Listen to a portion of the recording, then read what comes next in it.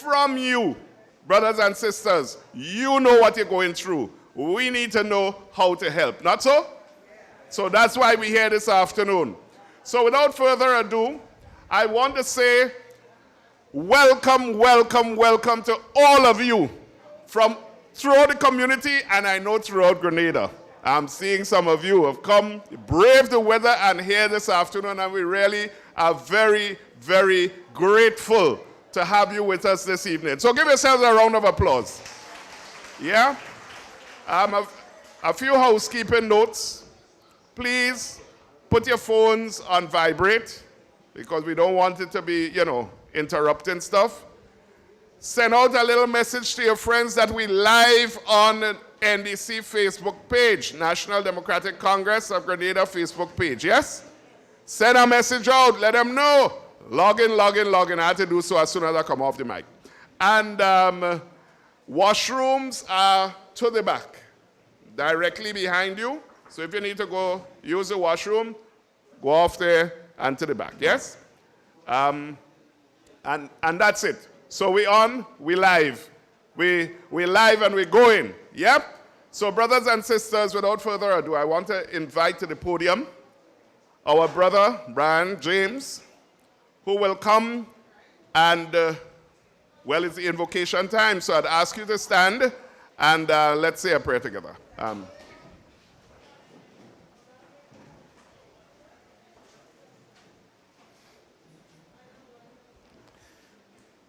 Let us pray. Blessed is the nation whose God is the Lord. Righteousness exalts a nation, but sin is a reproach to any people. Father, we are grateful for life. We are thankful for your mercies. You have helped us throughout this day, and you have kept us in one piece, in good measures of health, in soundness of mind, with the faculties to think and to reason, to make choices, with all that is within us, to understand this beautiful country and to seek for its betterment. And so this evening, oh God, we are happy to be here and to be in the company of everyone, and to be here, oh God, to share together in the message of this wonderful organization. We ask, Lord, as we continue, that you would guide from first to last, that everything that will be done here will be done clearly, with purpose, and with understanding. And that, oh God, at the end of it, each one of us will be better off for having been here and will be able to teach others about the message that was delivered right here. We thank thee for this building. We thank you, oh God, for those who willingly allowed the Congress Party to get the use of it. Our prayer this evening, oh God, is that you would keep this building safe, free from harm, from vandalization, free, oh God, from anything evil that would come in its way. And, oh God, it would be a place of constant coming and going of goodness only for this country.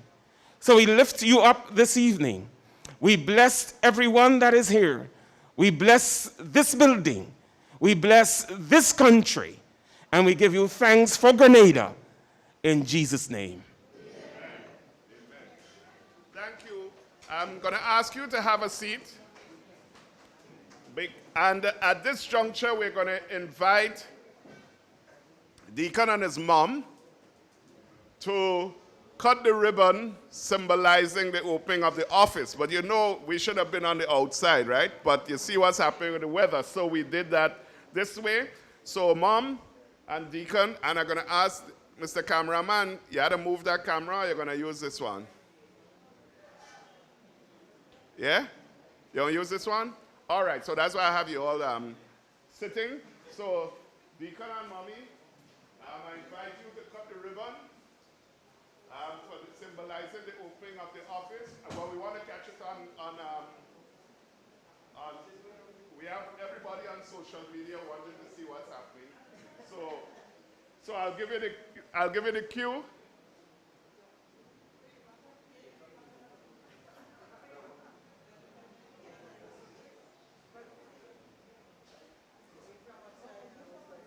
Hold on, I'm waiting for the cue. Yes, go ahead. Right. So let's give them a round of applause. Yes.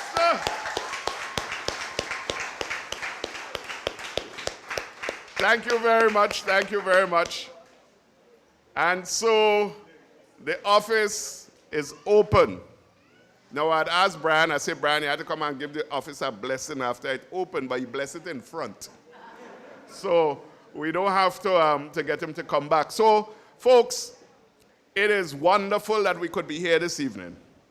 It is wonderful that we have the resources to be able to do this, and for that we must give God thanks and praise all the time. All the time.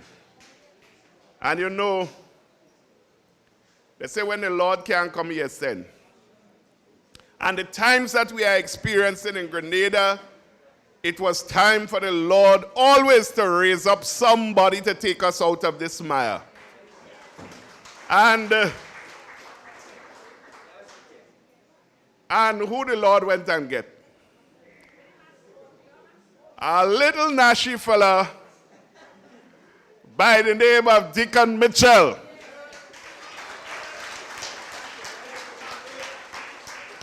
And let me tell you something. Well, everybody knows. Not even I was convinced. You know? But that young man continues to prove himself more and more and more every day. Every day.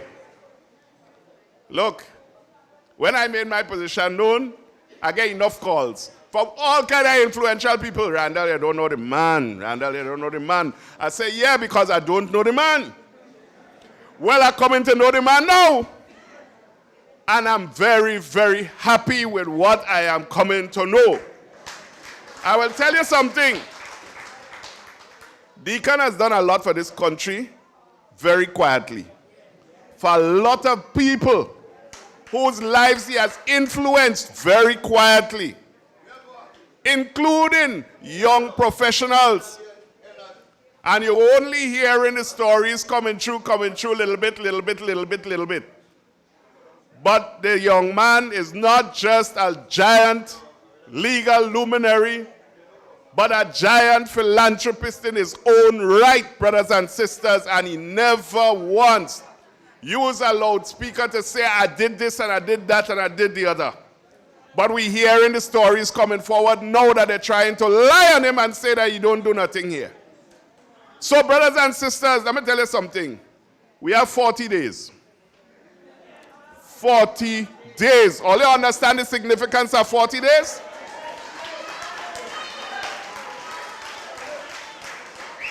All you understand the significance of 40 days?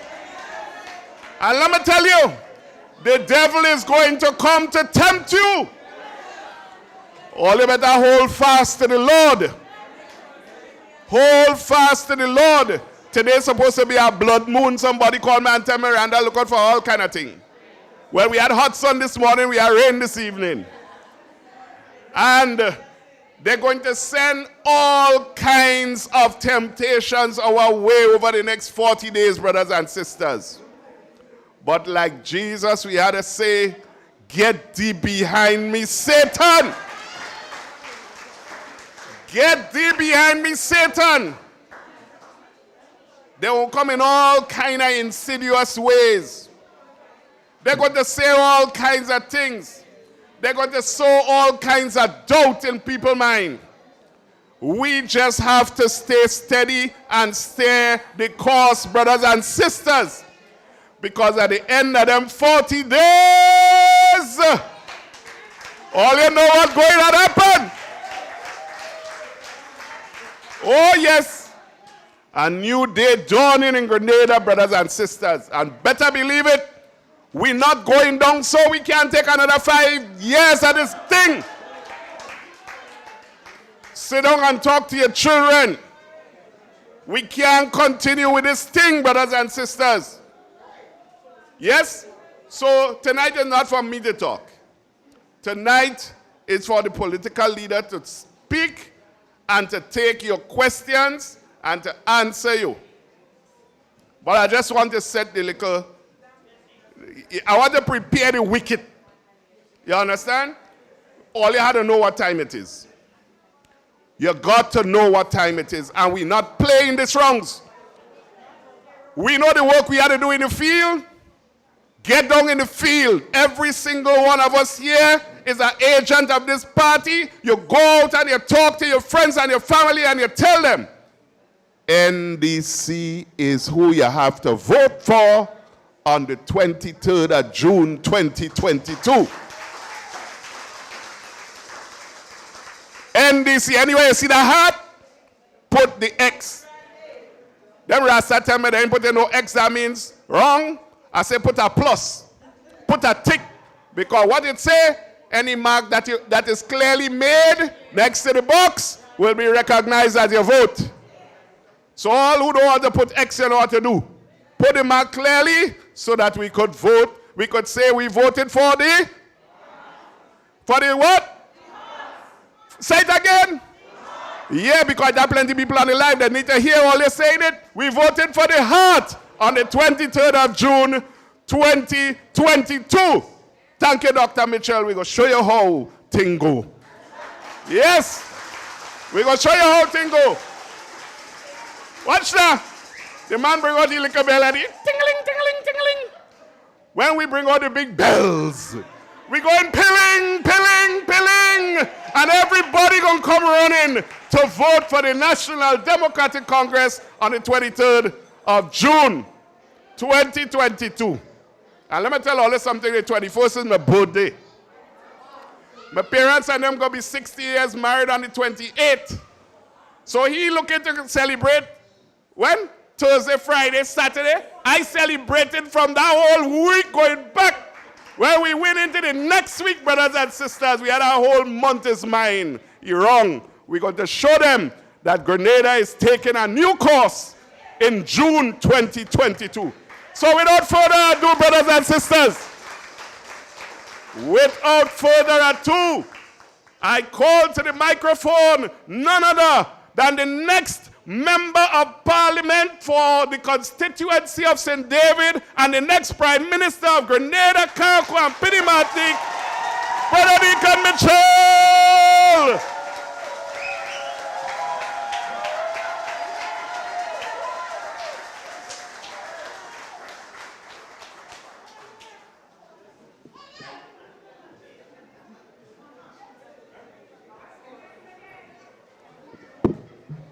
Good evening, good evening. Good evening, St. David. Good evening, La Tante Junction. You're looking pretty, pretty, pretty, pretty, pretty.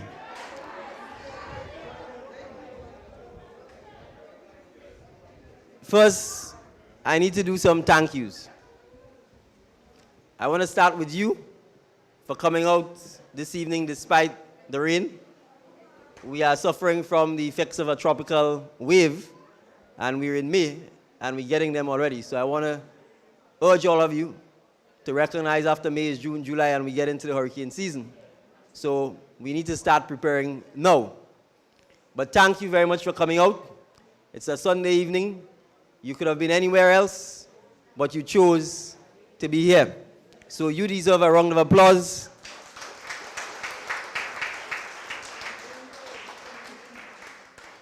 And I want to thank you for coming.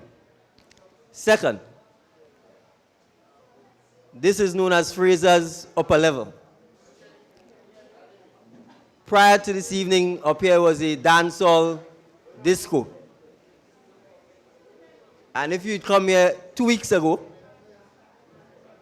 the walls would have been painted in black and green, and you'd have seen disco lights all over the place. And when we talk about transforming Grenada, This is what we're talking about. Cameraman, I don't know if you can pan around this building, but this building has been transformed in less than 2 weeks by some hard-working men from none other than St. David's.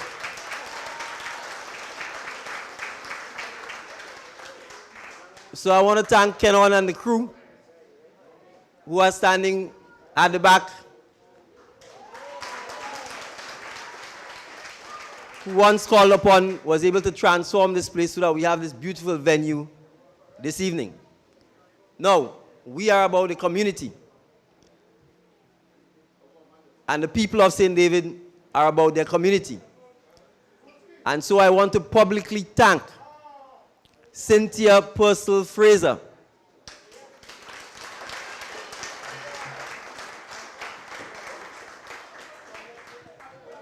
and her husband Julius Fraser, who graciously agreed to give us this location for free.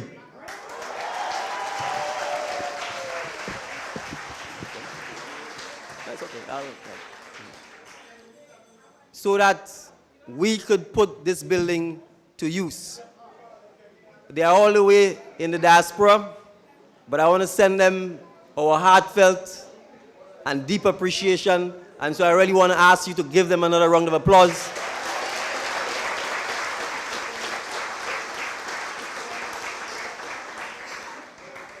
And I'm going to put them under a little pressure because I'm sure they're listening, by letting them know that I said I didn't just want the building for elections or for use for elections. We want the building so that we could use the building to help the communities of La Tante, Pomrose, Rouquaine, Malmonk, so members of the community have a place that they can come home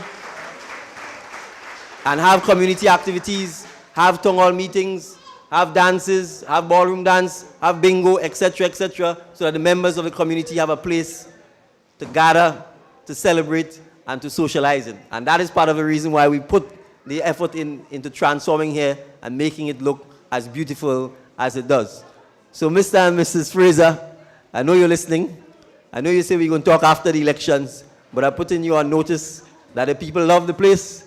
It's nice and breezy, and I think you're going to be hard-pressed to take it back from us after the elections.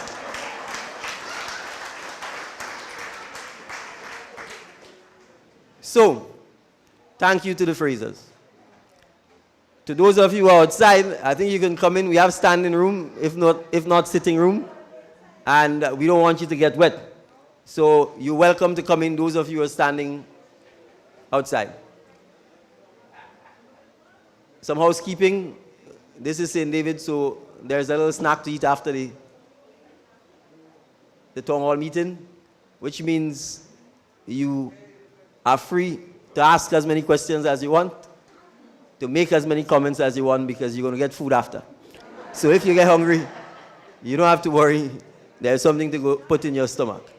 And I believe Kenon has organized with the shops, Kenon, that you can get a drink from any of the 8 shops that are there in La Tante Junction. So I want you to understand, we are about the community, and when we come to the community, we support the businessmen and women in the community. So when you're done, if you need a drink, you go to any of the 8 shops in La Tante and you will be able to get a drink.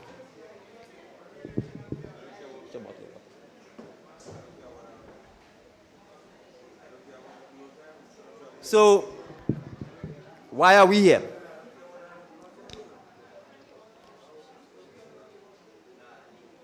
We are here because as your intended candidate for St. David, as your next MP for St. David's, and as the next Prime Minister of Grenada,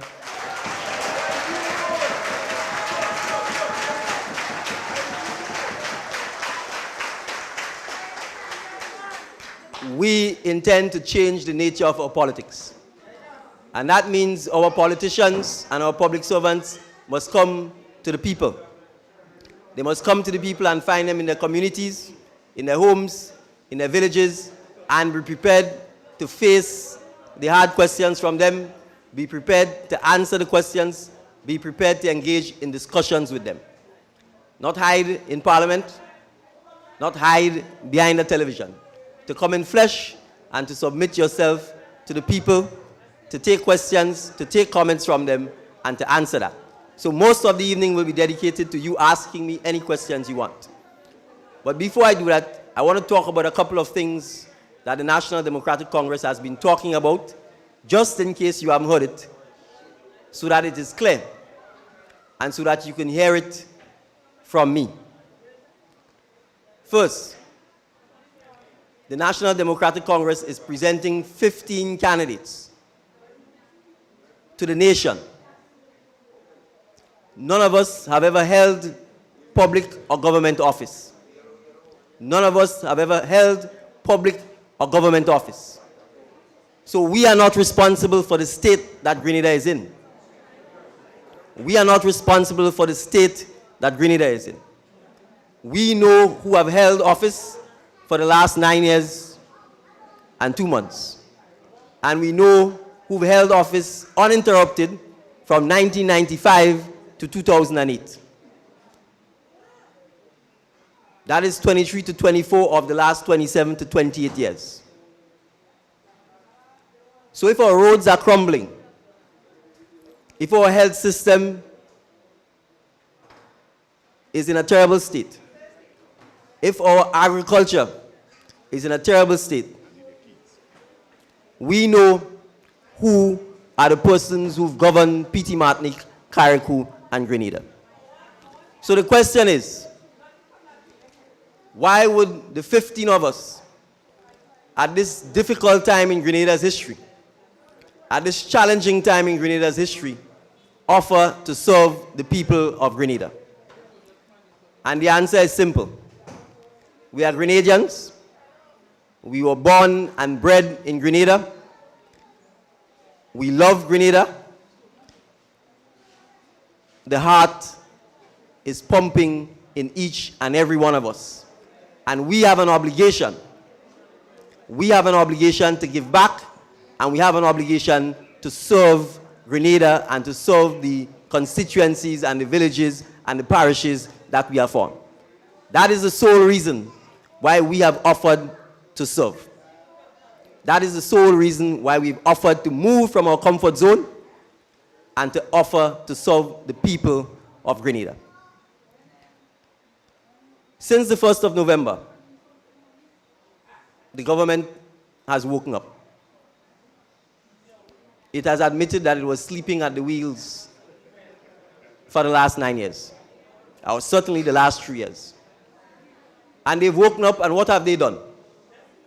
Just as I said in response to the budget, their approach is to pour concrete and steel across Grenada, to dig the sidewalks up, to dig the drains up, to pretend that they're building them back, to pretend that economic activity is happening, to call an election in the hope that you will put them back, and then to leave the drains unfinished, leave the roads unfinished, leave the sidewalks unfinished. I spent about 10 years of my life in Laborie, and they've been building the Laborie main road from 1995 to now, and it is still not complete. So the reality is, we as Grenadians face a stark choice. The choice between same old, and the choice of transformation. And the same way in which this building was transformed in 2 weeks, it is the same way we are saying that the National Democratic Congress will take on a transformative agenda, an agenda that is about the people of Grenada, an agenda that is about the people of St. David. So, we are not mama guying you. And I've said this, and I'm going on record to say, if you vote us in, and we don't do the things we say we are going to do, even I will be telling you 5 years from now, vote us out.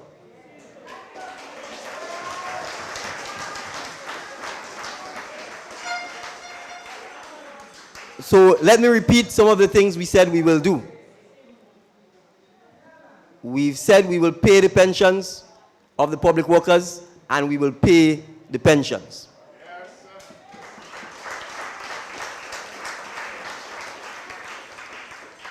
let me tell you what the other side is saying. Up to this week, a member of the Special Advisory Government team wrote to people in Grenada saying to them that the government has retained the IMF to study the impact of the pension on Grenada and its economy and public servants and the finances of the government. This means the government, in my humble view, has no intention of paying the pensions. And they will hide behind the IMF, they will hide behind the Special Advisory Committee, and they will find all kinds of excuse to not pay the pension.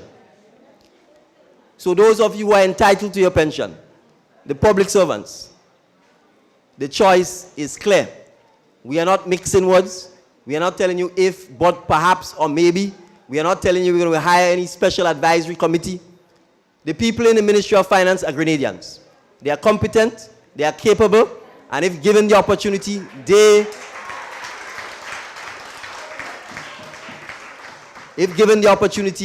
will do what is required. So I'm telling you,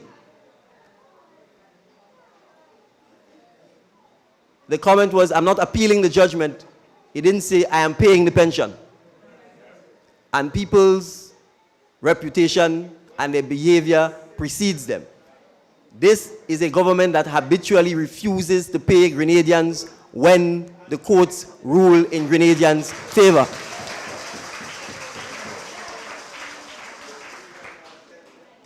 And some of those Grenadians are from St. David's. You know Gemma Bain Thomas. She is from St. David's.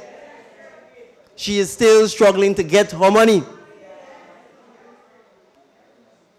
I'm sure you saw the video of other Grenadians who got judgment against the government and they still have not paid them. Dorset Charles on Grandans Beach still fighting for his money. So the choice is clear. You give the new NDC the opportunity to pay your pension. It is as simple as that.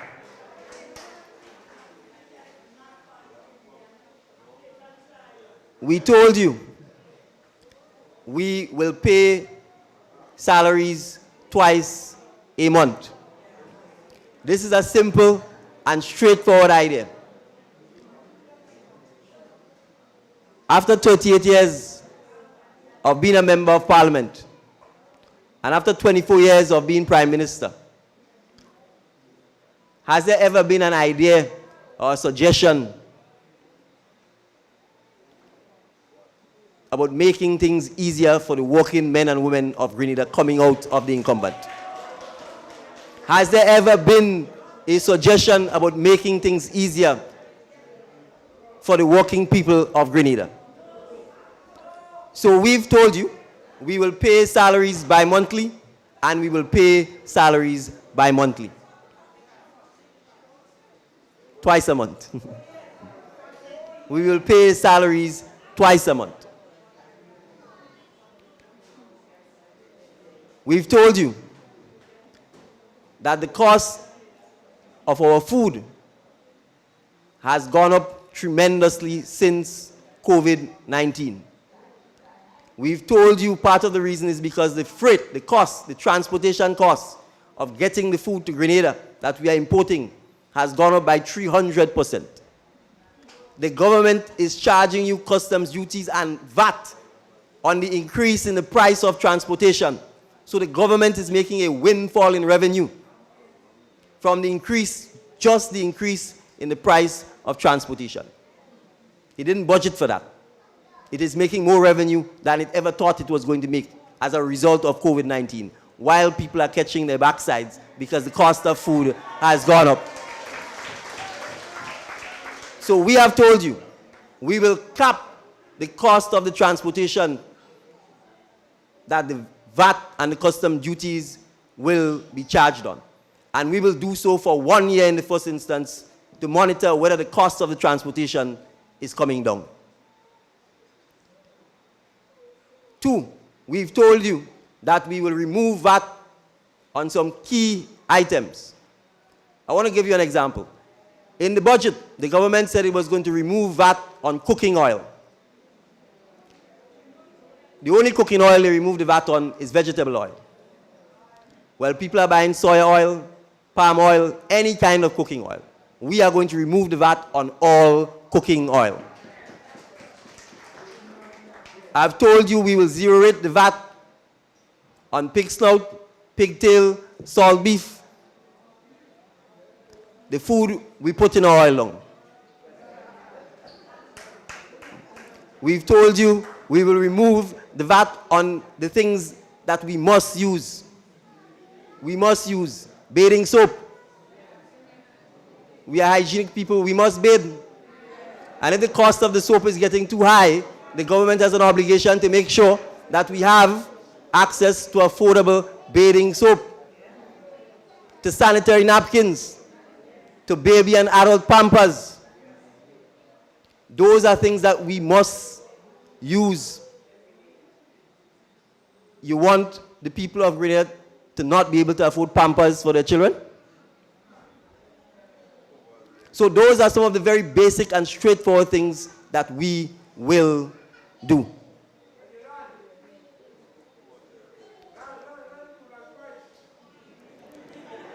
Remember, I told you this is a town hall. You're coming to ask the question just now.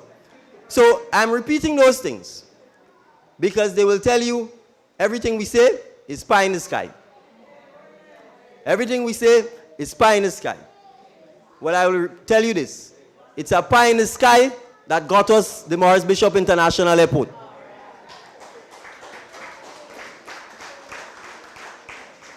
It's a pie in the sky that led Uncle Gary to dream about St. George's University.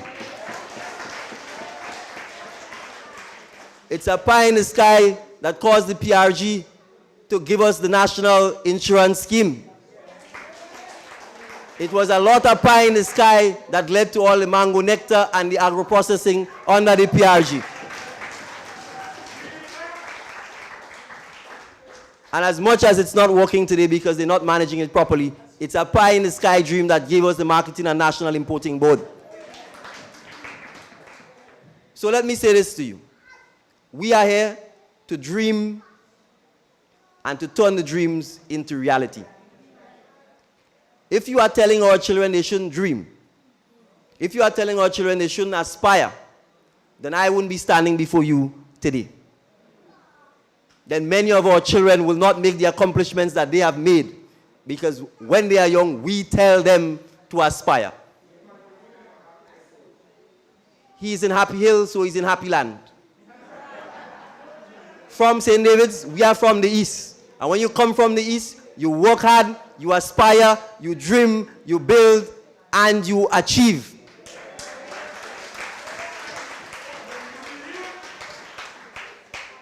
So for all our children in St. David, in the Pomerose RC School, St. Dominic's RC School, Kyrian Government School, St. David's RC School, which is where I come from,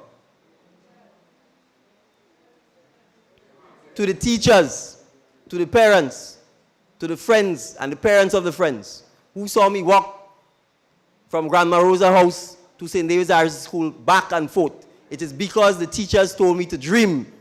It is because the teachers told me to dream. It is because they told you to think big.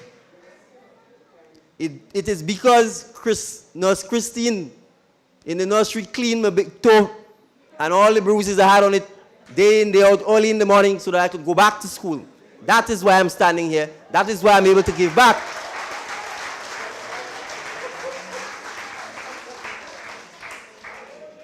So let me make it clear. This is the new National Democratic Congress. We will not be intimidated. We will not be coward. And for Grenadians, you have no reason to fear. Grenada belongs to you. We will defend you. We will support you. And the more Grenadians who think big, the more Grenadians who believe we can build the bridge from P.T. Martinique to Carriacou and Carriacou to Grenada, the more of you we want. Because the more you dream, the more you will work hard to achieve your dreams.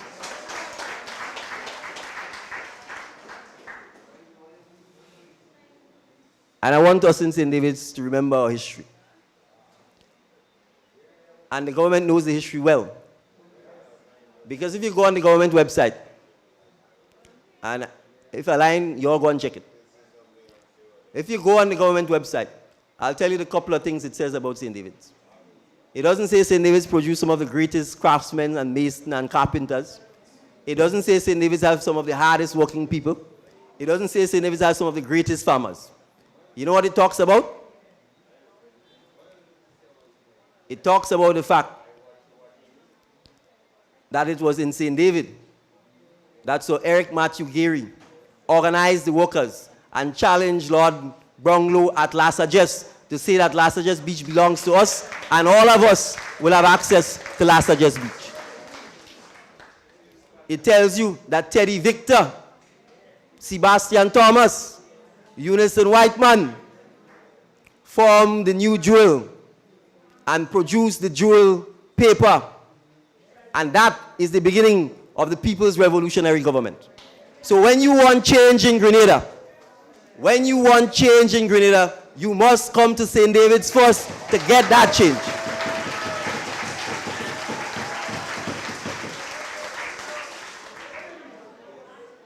So as I said,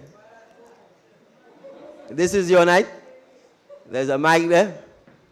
And it's question and answer discussion time. I didn't come here to talk and talk. I came here to have a discussion with you. So, Randall, I'm not sure if you're regulating this or if I stand there and I take the questions and comments. You tell me. Thank you. Brothers and sisters, we all can hear the voice. So, if you all need to watch me, not if you all. I know there are questions. So, if you would line up in the middle here, so you could come to the microphone and they will ask you a question. You're using this microphone here, yeah? And our political leader is going to be very gracious and answer a question. And you realize you see alone on the head table, so they have full access to it. So use it or lose it. Over to you, over to you. Who is the first person? Bossman.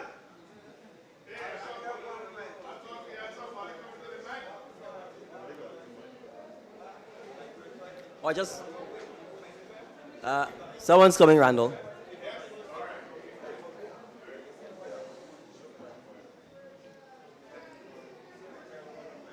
Good night, everyone. Good night.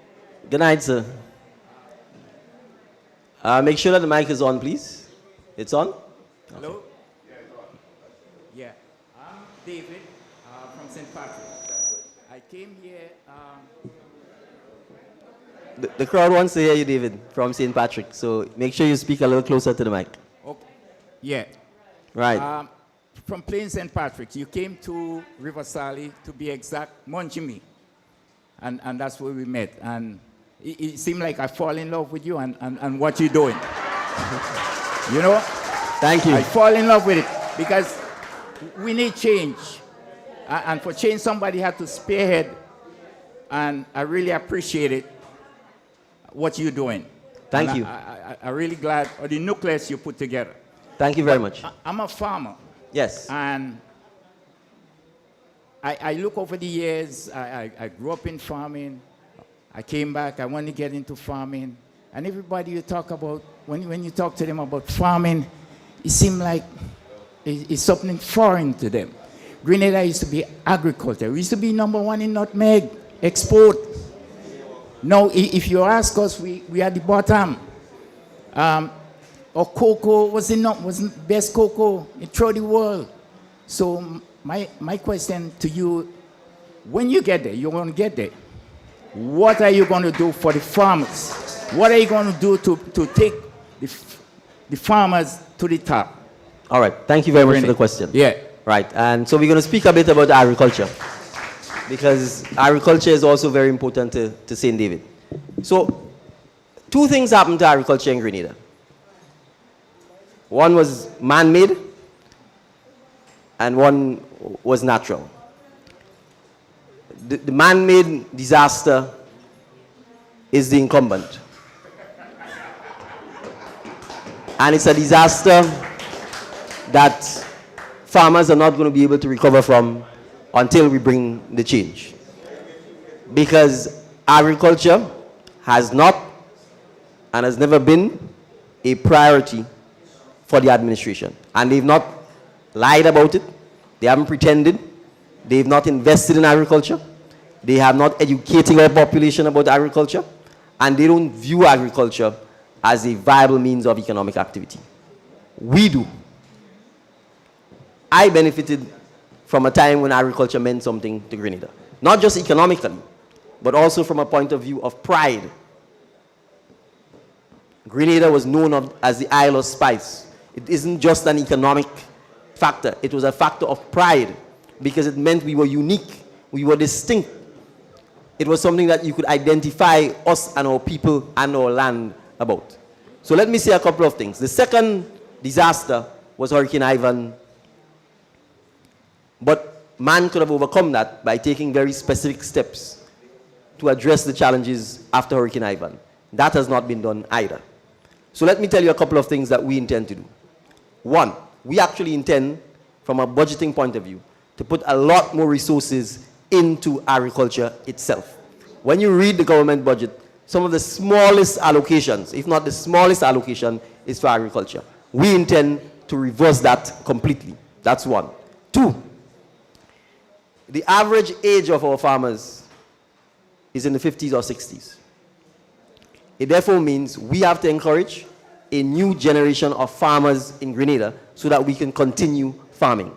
And we're going to have to do this in a number of ways. One, starting at our education level. Two, we are going to have to make land available to the next generation of farmers. We are going to have to make land available to the next generation of farmers. We have to understand what is going on in Grenada when it comes to land. Because of the tourism development, because of the presence of St. George's University, because the South and the East, and St. David's is part of the East, is being built up so much, it has raised the price of land in general, including agricultural land, to a point where most Grenadians cannot afford to buy or acquire land. And if we're going to ask young people to farm, and farm on a commercial scale, if they're 20 or 25, they're not going to have the ability to buy land. So we have to ensure that the government estates, which currently exist, remain in government hands so that we can make it accessible to the people of Grenada, to the farmers of Grenada, to the young men and women of Grenada. We have to keep it in Grenadian hands. Three, if you just go to St. Vincent, you will find out that St. Vincent is able to get fertilizers and so on from Morocco and other places in vast quantities at far cheaper prices than we get. And the reason, again, is because the incumbent is not interested in sourcing and helping our farmers with inputs when it comes to agriculture. That's obvious. Two, there is no separate rate, water rate, for farmers compared with other sectors of the society. Water and the supply of water and irrigation is key to farming. And if you recognize that water is an input in agriculture, then we should be able to look at the rates NOASA charge and agree that there should be a special and a designated water rate for agricultural purposes. And that is particularly important in places like Petit Martinique and Carriacou, where their water supply is always in short supply. Fourth, the use of technology. Farming has changed a lot. We must be, particularly for food production, we must be able to use large greenhouses. We must be able to use solar power and renewable energy to help us grow food in particular, and grow it in quantities large enough to supply our hotels, to supply our supermarkets. A building like this can grow food. A building like this can grow food. There's aquaponics, hydroponics. All of these technologies exist, but it requires us to teach it in schools. It requires us to make it exciting and interesting because it's the application of science and apps to ensure that the next generation of farmers get involved in supplying and growing our food. But with agriculture, there's agro-processing. And I've said this, there are simple things we can do to ensure that our fruits don't waste. And I give this example all the time. Grenada and Flo could use trucks to send the men up on the poles to fix the wires. Why can't we use trucks to send men to pick the fruits? Why can't we use mobile hydraulic trucks to assist us to get the mangoes in far-flung places, use netting around the mango trees, shake the mango trees so that we get the mangoes before they fall and spoil? And you don't have to buy trucks specific to agriculture. The same trucks that would be parked up after you finish the Grenlec or the Flow or the whoever else is the same trucks you could use on a weekend or on a Sunday, as the case may be, to help our farmers. So it is whether you want to get creative or innovative. That is how we will be able to solve some of the challenges that we face for farming. So, but there are other things we can do. If you drive from Penmotor through Vincent's, Windsor Forest, Providence, you would see all the way up to Apwetut, all the way up to Felix Park, actually. If you stay off the main road, you would see, in places like Apwetut, for example, that it's only Bocano that is growing where nutmeg and cloves and cinnamon used to grow. Only Bocano. And you know why? After Hurricane Ivan, there was no national plan to replant our spices. After Hurricane Janet, we were not an independent country yet. When Hurricane Janet destroyed the forest and destroyed the crop cover, Granite Tank Forest was replanted. It's not original forest, it was replanted. Bananas were introduced to Grenada for the first time after Hurricane Janet. Bananas didn't grow in Grenada before that. That is because you had a government who understood then what agriculture meant to the people. So bananas was a short-term crop to help with the cash flow while we replanted the nutmegs. In 2004, none of that was done. Not a single new crop was introduced, and no effort was made to replant our spices. So the reality is, there's a lot we can do about agriculture. There's a lot we will do, and I can guarantee you that. And I just want to give some simple examples of how the Ministry of Agriculture should be leading and helping and guiding our agricultural policy, and they're not. Everybody in Grenada is selling coconut water. Every junction, people are selling coconut water. Who planting the coconut? Who's planting the coconuts? And you know what's going to happen? If we're not doing it already, we're going to start importing coconut water to sell. Well, we're importing already. And I'm making this point to say, the government, through the Ministry of Agriculture, is supposed to help guide our nation, guide our farmers, because you recognize what kind of market you have. When you recognize that there's a particular market for a particular product, you help your citizens. You find strains of coconut that can grow faster, that are more disease resistant, and you encourage people to plant. So you could drive around Grenada, you are not going to find a coconut plantation, and that's just to sell water. When I was growing up, we used to make coconut oil, and we used to sell coconut oil. For the most part, we're not selling coconut oil. So it's not just the coconut water. And this is what I mean when I say we have to link the demands that people want, the things that people want, with what we produce. We are exporting soursop now. We could export golden apple. In fact, I was told by the personnel at Huggins that the market for golden apple is $16 million a year.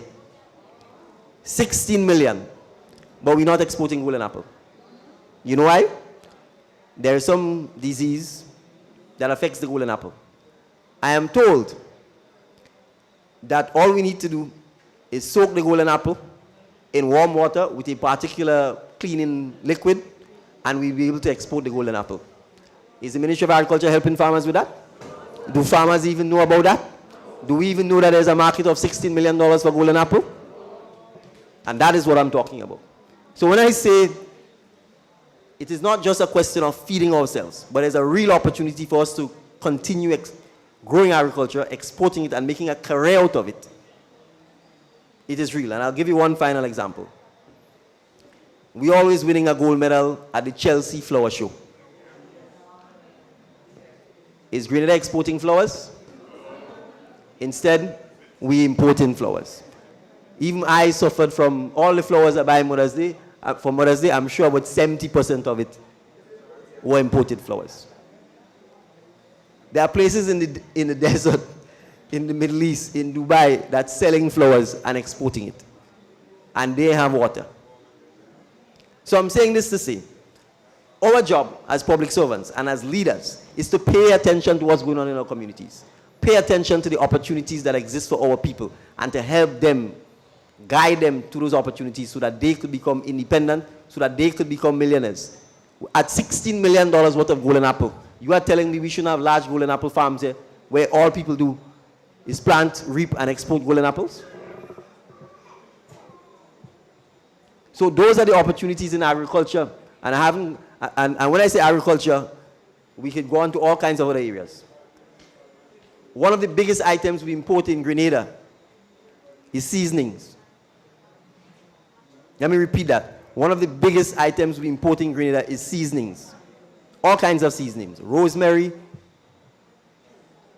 thyme, peppers, all these dry seasonings that they put in plastic bottles from Badia and all these places. We are importing millions and millions of dollars of seasoning to season our food in Grenada. So that alone should tell you about the opportunities that are there. But it requires us to educate our people. All Badia is doing is drying the seasoning and putting it in a bottle and sending it back to us. Why can't we have plants where we dry the same seasoning, bottle them, and encourage our people to use our local seasoning? Now, it may sound radical, but there are times you need to take action to protect your people. And as much as we live in an era of free trade and world trade, when it suits America and China and everybody else, they're banning products from everywhere. They have tariffs. They do all kinds of things to protect their farmers. We need to understand, it's not just protecting our farmers, but it's protecting us and our food security. We should have targets to say we will reduce the importation of seasoning by 2025. That we will encourage our farmers to grow more seasoning, and that we provide the plants where these seasoning can be dried and bottled and sold in our supermarkets and in our shops and in our hotels. Because when the tourists come here, they want to take part of Grenada back with them. Where are our indigenous seasonings at the hotels, at the souvenir shops? They're not there. So the point I'm making is,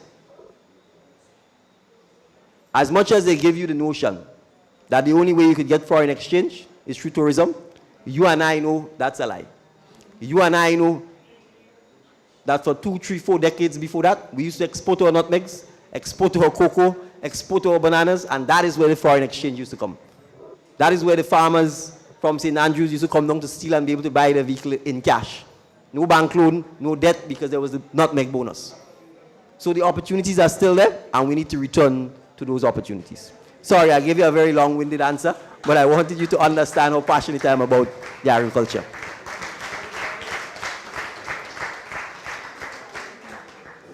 Yes, Sherry. Good evening. Good evening. Sherry George, hail from the beautiful village of Snell Hall in St. Patrick, but residing at Wester Hall. You found a lovelier village. Really. My question, no, well, not a question. Sargassum seaweed, the seaweed that we have now all over the place, and coupled with how we dispose our garbage at home. We put bottles, cardboard, food, everything in one.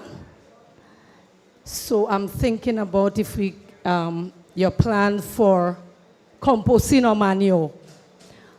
I don't know the price of a bag of manure.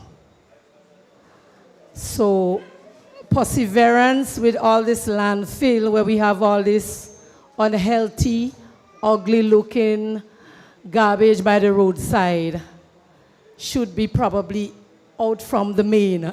Grenada have enough land inside that Perseverance don't have to be on the main road like that. It's a nasty place. So my probably question now should be, are we thinking about composting by making our own manure, buying our own manure, selling our own manure, exporting our own manure? Thank you. So let me start with the Sargassum. It's plaguing the entire East Coast. It's probably already up to St. Patrick.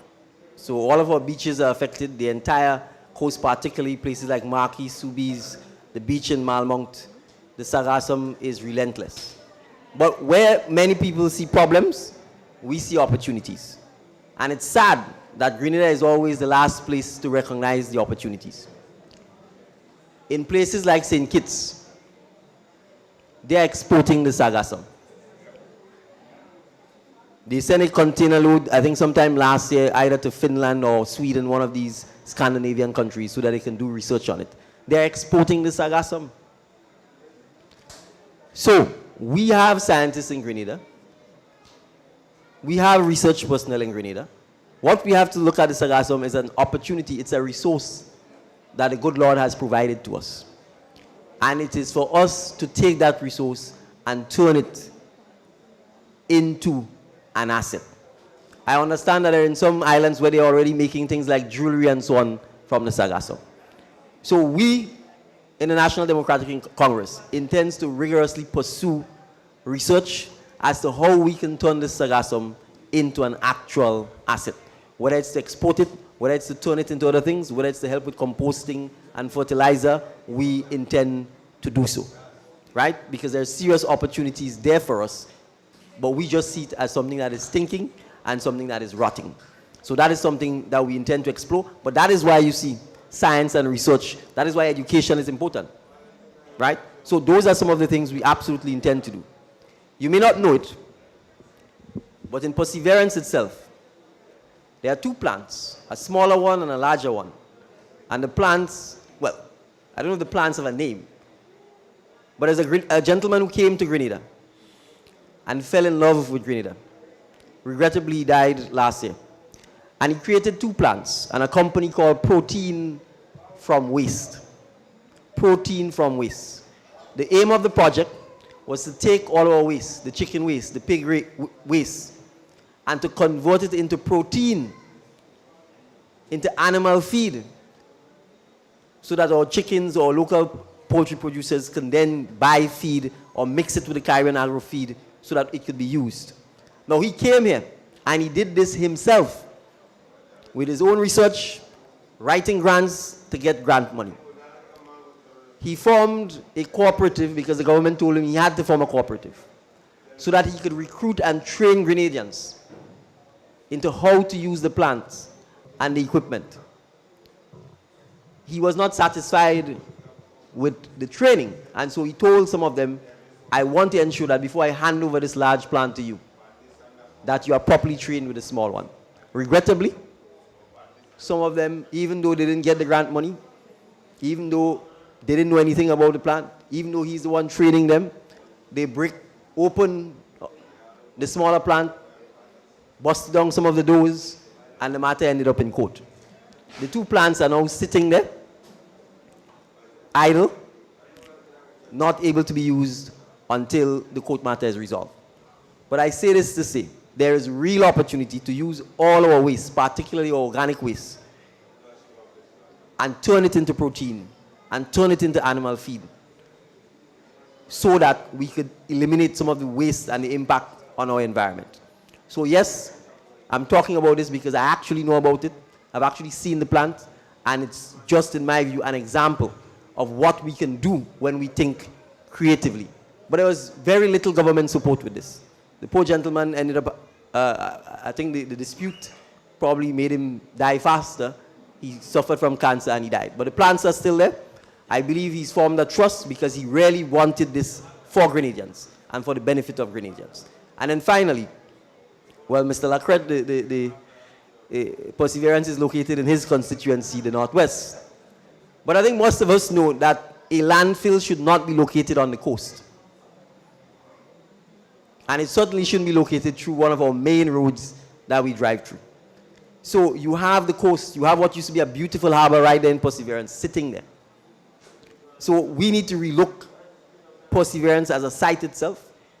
We need to do a lot more recycling, and particularly I think we need to train our young people in recycling and in ensuring that we waste as little of our assets and our resources as possible. So things like composting, recycling animal feed and animal waste so that we can convert it into protein, using Perseverance as an energy source. I'm sure most of you know that by July and August, because of the heat the waste generates in Perseverance, that it burns itself, that it produces enough energy without you doing anything to it, that it catches a fire and burns for months on end. So that's energy right there. So what we need to be able to do is, in fact, and many investors I know have approached about doing this, but anytime an investor is legitimate and wants to do business cleanly, he has a hard time in Grenada under the incumbent. That is the reality. So that is part of the reason there probably isn't any real movement on the Perseverance dump site in terms of producing energy or electricity from it. But I can assure you that under National Democratic Congress, both pursuing the use of energy from the site as well as relocating the site in the long run and encouraging our people to waste less so that we have less and less garbage to deal with and to recycle more will help with part of that problem. Good night, everyone. Good My night. name is Melinda Campbell. I'm from Vincent's. I'm a cleaner. So I want to know the plans you have for cleaners, because we just get paid by the hour, and the hourly rate is not nice. So When you work double, you're still not getting like the sufficient money you're supposed to get. So I want to know what you will do for us, because I almost 50 already. I'm in my middle age. So I want to know what is the plans you have for us. And I'm a strong supporter of NDC, because when I was there before, I used to do security. And the NDC government raised the security to $8 an hour. Yes. So I want to know what you're doing for us now. all right. So let me just ask this question. Are you cleaning for the government or privately? No, I work with Clear Harbor. Clear Harbor. Okay. Yeah. So I talked about the fact that we need to have a universal minimum wage in Grenada. There must be a minimum. We know. So let me say this, because I don't know what the hourly rate is, but let me say this. $6.50, $6.75. $6.75, right. So $6.75 an hour. There should be a young child here who could tell us if you're working 8 hours at $6.75, how And much we you're can't making work today. more than 8 hours. And you can't work more than 8 hours. And you must make like 40 hours for the week, 80 hours for the fortnight before you get the overtime. Before you get the overtime. Yeah. So I want you to repeat that so that people who are listening understand what Grenadians are going through. Okay. We work for $4.75 an hour. You must make 40 hours for the week, $6.75 an hour. You must make 40 hours for the week, 80 hours for the fortnight before you get your overtime. Right. So you understand the kind of wage that she's working for fortnightly.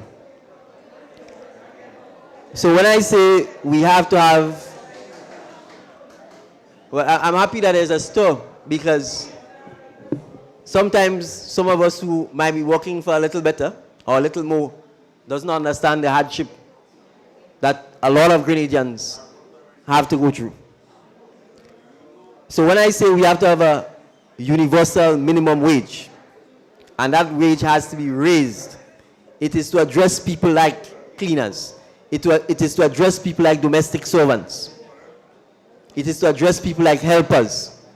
It is to address people working a lot of the shops and retail stores in Grenville and St. George's, because they don't have any trade union to fight for them. That is why we wanted to come down there to talk to the young people. Precisely. Because you have a lot of supporters in Clare Harbor, you know. Good. From good. Friday, God, if you see them with a yellow band on their hand, Good. I could not say nothing. Right. As a cleaner, Right. I hold them young. Right. So They asked me to tell you tonight, please make it your duty and come down to Clare Harbor, talk to the manager, and tell them you come to see the staff in Clare Harbor. Good. Because we want a union down there. We need a union down there in all call centers in Grenada. We have 3 call centers, and they do not what they want. So they I want think to fire you when they want. They want to do you all kind of injustice in them clay centers. Well, them union go have to give you commission because I think you just tell them where workers are. We don't who need want Tahu, you know. representation. Tahu is bubble.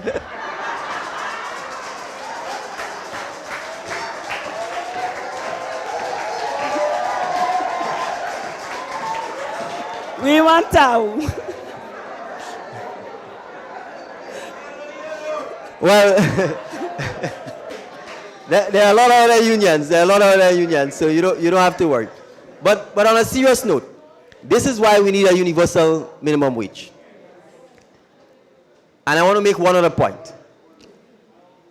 The government, through the IMF and the World Bank, conducts studies about poverty. And they use different tools to measure whether you're poor or not. And I'm saying to you, based on some of that measurement, the World Bank has said that if you're making if you're making less than $650 a month in Grenada, that you are poor. Well, I'm saying if the measurement is $650 and you are poor, I don't know that the World Bank living in Grenada. Because on $750, you still poor. On $850, you still poor. On $950, you still poor. On $1,000, you still poor. The reality is, with the cost of electricity, water, food, and transportation just to get to work, even at $1,000, we are suffering. Yeah. So the reality is, we have to grow the economy. That's why when we talk about transformation, we have to grow the economy, we have to raise the minimum wage, and we have to make our society productive so that people have more money to spend, can live a better lifestyle, and, which is why I've been talking about this, when you retire, that you get a pension. Because the reality is, if you are working as a cleaner, I assume you have no pension. No. So that means you have to work until you're dead. Because you can't stop working. You can't afford to stop working. And there are hundreds and thousands of Grenadians who are facing this plight. And it's a plight that as a society we need to address. It's a plight that the National Democratic Congress intends to address. And we have to talk about those things. We can't keep pretending. We can't keep pretending that everything is honky-dory. So let me zero in. You have a seed program. The World Bank says, if you're making $650 or less, you're poor. Yet still, the seed program is only paying you $350 and $450. They are aware of the World Bank report. Why then raise the seed program to $650 or more? So if they were interested in truly alleviating poverty or truly helping you, they would raise the figure to $650 or more. So I'm saying to all of the persons who are genuinely on the seed program, particularly our older citizens, who would have worked to help build Grenada, the seed program should be for you, for people who are differently able, for elder citizens. It shouldn't be for hard-back men who can get up and work.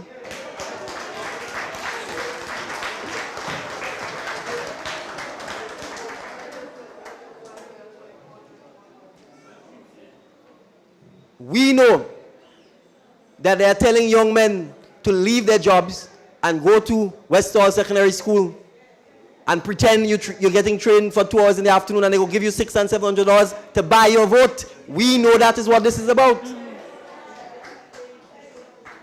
But to the young men, If you have a grandmother or grandaunt or mother who's an elder, who's worked hard and who's not getting a pension, they deserve the pension. They deserve the pension. So I'm encouraging you to take the $600, take the $700, but on the 23rd of June, vote for a government that is going to ensure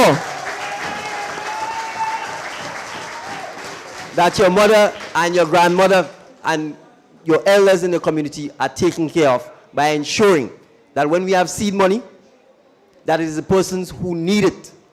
Whether you support NNP, whether you support NDC, and whether you're still dreaming about MBPM, we want to ensure that it is all Grenadians who deserve the seed program that get it, not just because you're voting for one party or you're supporting another party. So I want to give you the assurance, particularly those workers who are not unionized, who doesn't have anyone to champion, the cooks in school, or cleaners, or domestic workers, some of the security personnel in Grenada, a lot of people who do odd ends and jobs to make a living, that the National Democratic Congress will examine and raise the minimum living wage across all sectors so that we can help begin the process of lifting more and more Grenadians out of poverty. Thank you. Good.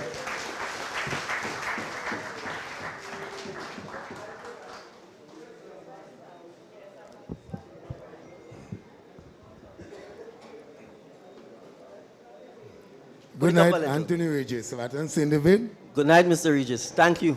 First question from La Tante. No, I want to say something to you, Brother Deacon. I know you quite a long time. I think I even transport you on bus. Yes. When you were going to school. Yes. So I'm a senior to you. Yes. Right? And then there is the people who know me at La Tante and know my role I play at La Tante at the front row at the NNP reign. Yes. I was a public relation officer for the whole of St. David for NNP. Yes. And I come here to say that to you because some of your ideas, it's really catch me. But besides that, some of your ideas is that I want people to know that the NNP reign is not about poor people. Because I've been through it for a decade. This is the only time I don't be around NNP within this last date calling, this last bell ringing. This is the only time I don't be in there. All because you come on the region and you come with good vision.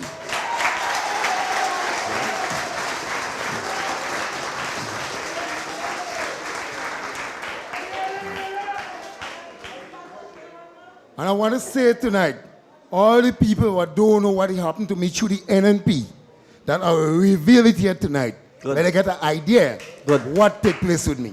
All right. Good. Well, I think I could sit down for that one. You could see that. Okay. You could see that. Yeah, you could see that.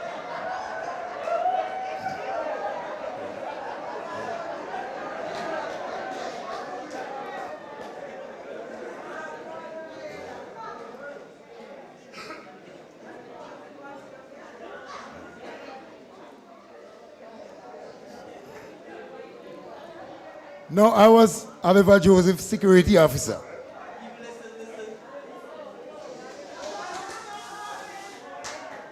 I was the Honorable Minister Oliver Joseph, security frontline man. Everybody in St. David know that. My nickname is Ija. So everybody know me. I was the man who take him to the length and breadth of Grenada. Even to the last election they win, I was his driver. I drive the vehicle. No, I was working, they give me a work as a security officer at the youth center under the Ministry of Sports and Empowerment. I said a name they have now for it. Yeah. No, they was robbing me $1,380.90 from 2014 up to 2020.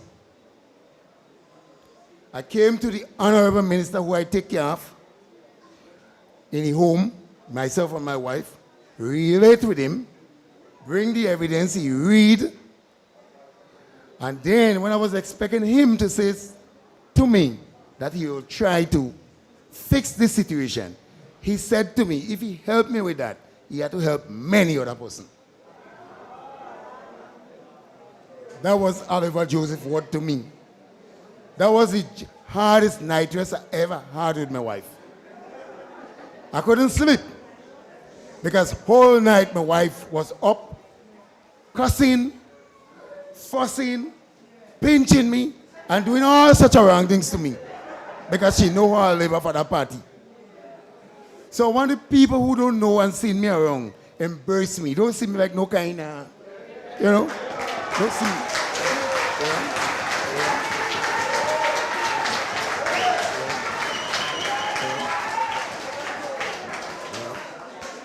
I came into that party with my full heart, and all over me is, I don't even want to drink a stag again.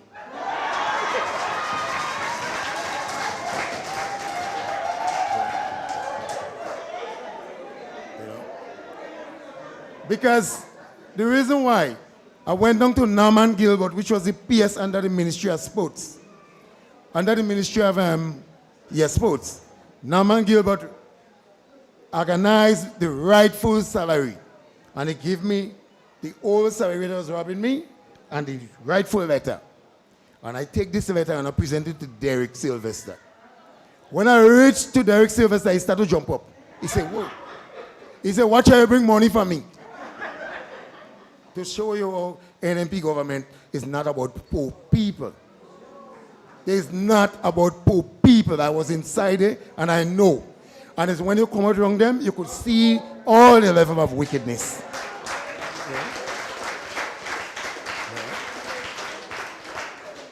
The case called, they put off the first hearing. The second hearing, we win the case. They asked for a 6 months grace. We give them the 6 months grace. When the 6 months grace reach, when they have to pay me my money now, they ask for additional 6 months grace. And with the additional 6 months grace, they asking me to give them the additional 6 months grace with no interest. I said to them, yes, you could get the additional 6 months grace, but let the interest run. You know what they did to me?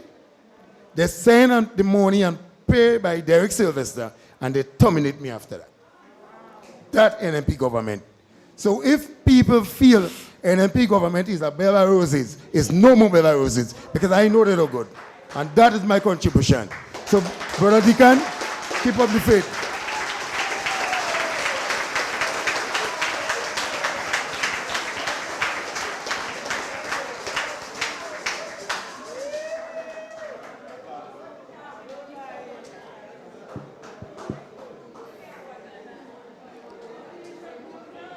Thank you, Ija. So the question is, why would you treat your own Grenadians, your own village man, who's walked the length and breadth with you in that manner? He ain't asking you for a favor. All he's asking you is for them to pay you his correct salary. And for that, you have to get fired. And for that, you have to go to court. And for that, you have to be dragged through the court and wait and wait and wait to be paid. I sure Ija money ain't big as the pension money. And if you see so much trouble to get that money, all you know what's going on with the pension money. So, we have a question. Good night, everyone. Okay, so what are your plans for rebuilding the St. David? What are your plans for rebuilding the St. David's Catholic Secondary School?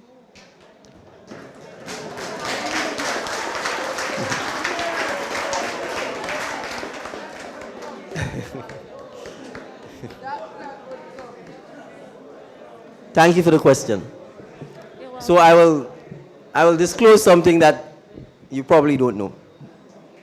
The only reason the St. David's Secondary School is standing is because one night, while I was watching television, and when I discovered that the Ministry of Education was going to scatter the secondary school students, 50 here, 50 there, 50 elsewhere. Even though I didn't go to St. David's Secondary Catholic School, my sister did, and the school is dear to me. You did, because the school I passed every day on my way to St. David's RC School. We played basketball on the court.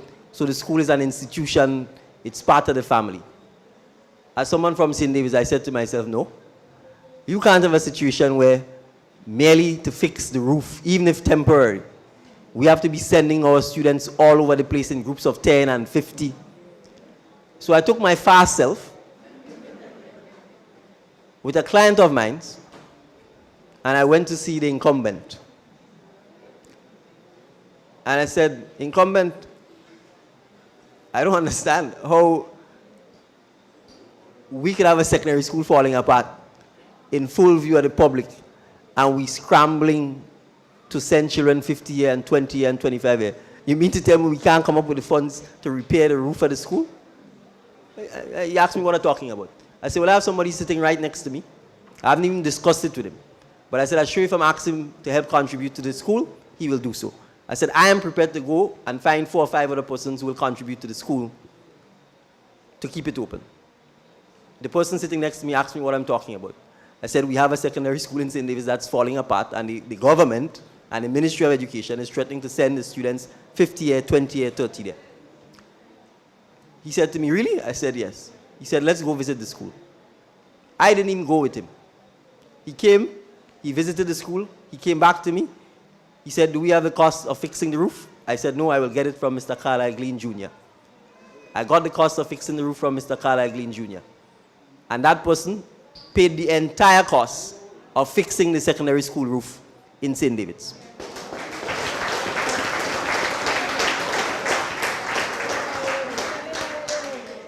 That person and I didn't want publicity. Up until today, I've never publicly talked about it. We still allow the MP for St. David. We still allow the MP for St. David and for the permanent secretary in the Ministry of Finance to pretend that it was the government who fixed the school and to go and cut the ribbon when they opened the school.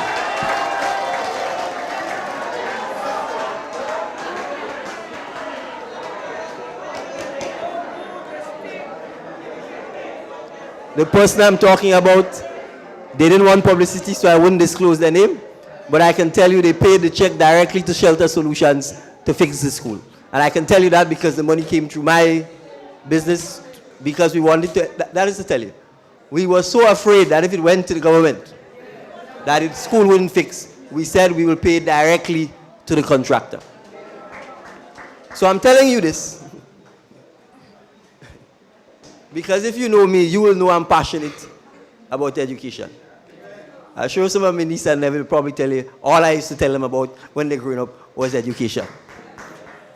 So, it is clear that the school has to be moved. I've been hearing talk and talk and talk forever about a new site and building a new school. The information I have is that everything has been done at the ministry level. But again, I can't disclose who tell me that. But for one reason or the other, they like to kick out anybody, whether you're Imani, whether you're a contract worker, whether you're permanent, whether you're public servant, anybody from the ministry, from the ministries who have an independent mind and who want to see things done properly. So my understanding is that all of the paperwork and so on that is required to jumpstart the construction of a new school is ready.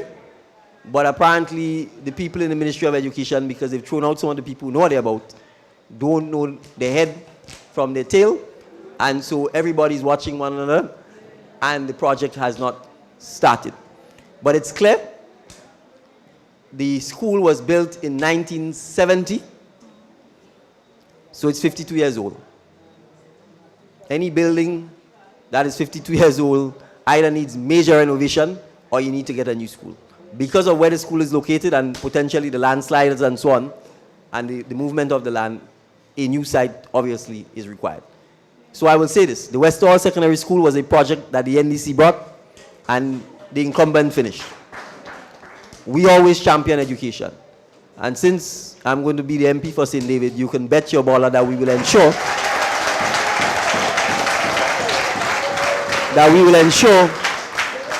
that the citizens of St. David's and our students have a modern, first-class, not just secondary, but vocational and training school.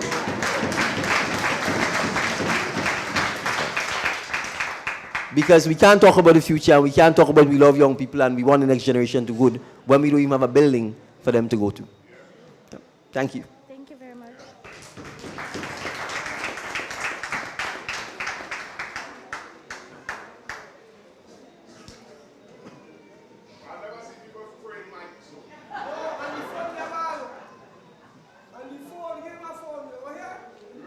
Good afternoon. Good night. My question to you is, what are the transformation plans for St. David's for agro processing? All right, well, that one is easy. You know, we have two plants that are closed. We have Windfresh in Corinth, last adjust. Windfresh was meant to take all the fruit from all of the Windward Islands, bulk them, freeze them, and export them. And the plant is closed, and our fruits are spoiling in Grenada, and I suspect it's spoiling in some of the islands. So we intend, the physical plant is there already. Some of the machine and equipment may need upgrading and changing, but we intend to, as soon as we can, get to the bottom of Windfresh, take control of it, and reactivate it. There's a place called Hampstead that I spent a lot of time in. Some of you may remember the Hampstead ice creams, etc. Again, Hampstead is sitting there. It is sitting there, right? So again, it requires us to be prepared to take bold and decisive actions. Those are two obvious plans that we can activate. But I also want to talk about things that we can do in our homes. De La Grenada Industries started in someone's home, doing simple jams and jellies. And I think we've forgotten our guava cheese, we've forgotten our guava jams, we've forgotten our nutmeg jams or nutmeg jellies, etc. Those little cottage industries. And let me put it this way. You have Instagram, you have Facebook, you have WhatsApp, you have tools to market and sell your products across the globe that in the 1970s and 80s you didn't have. So when you do your stuff at home, and you can, each of us have hundreds of relatives in North America, in Brooklyn, New York, Toronto, etc. Get them to help you advertise your little cottage products because it is coming from pure Grenada. It is coming from organic products. And so we need to encourage, even if it's on a small scale, all of you who have the skill set to do little things, because all you're doing is preserving food, you know. Jams and jellies and all of this, it's food preservation. And all that imported stuff, we're importing into Grenada, that's all they're doing. Freezing it, in many instances, injecting it with all kinds of preservatives, and giving us to eat. So we need to preserve our own food. We need to advertise it, not just in Grenada. If you put it on Instagram, the same way any bacchanal about politics does get to Toronto and New York in 30 seconds, is the same way you should be encouraging people to sell your cottage products, your cottage industries, all of the things that you are making at home. So I want to say that we don't just need agro-processing on a large scale. We could do it on a small scale in our homes as well.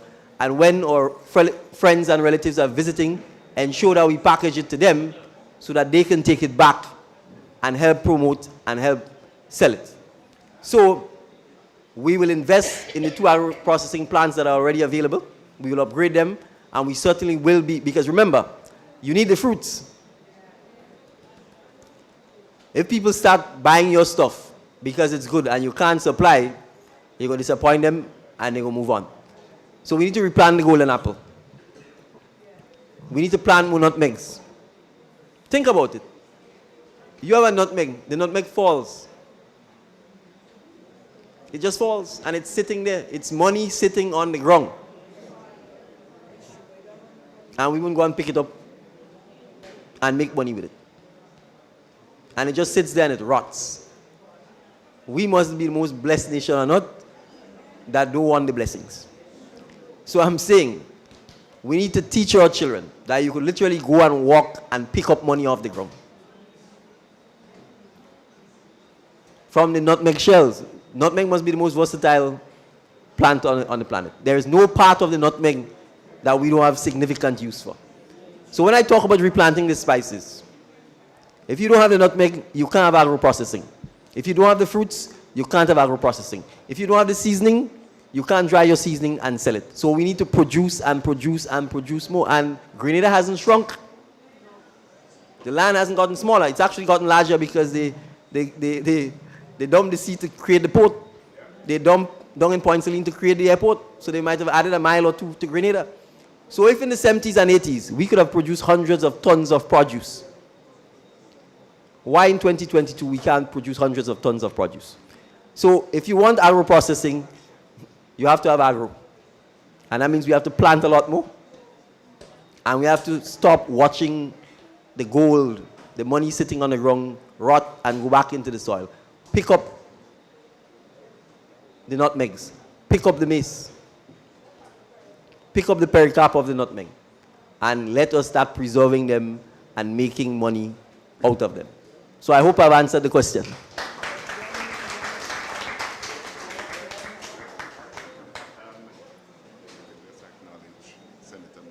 Right. Well, so since we were speaking about agro-processing, I'm going to put her on the spot and acknowledge Senator Rolanda McQueen, because this is one Grenadian businesswoman. Stand up, let people see you. Stand up, let people see you. This is one Grenadian business. She might kill me for the bottle I have in my hand. But, so this is the proprietor of Mount Pure, for those of you who don't know.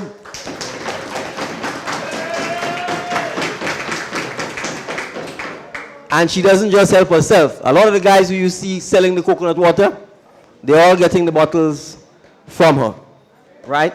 So she is a businesswoman with a lot of ideas, a lot of energy, and a lot of innovation. So all of you interested in agro-processing,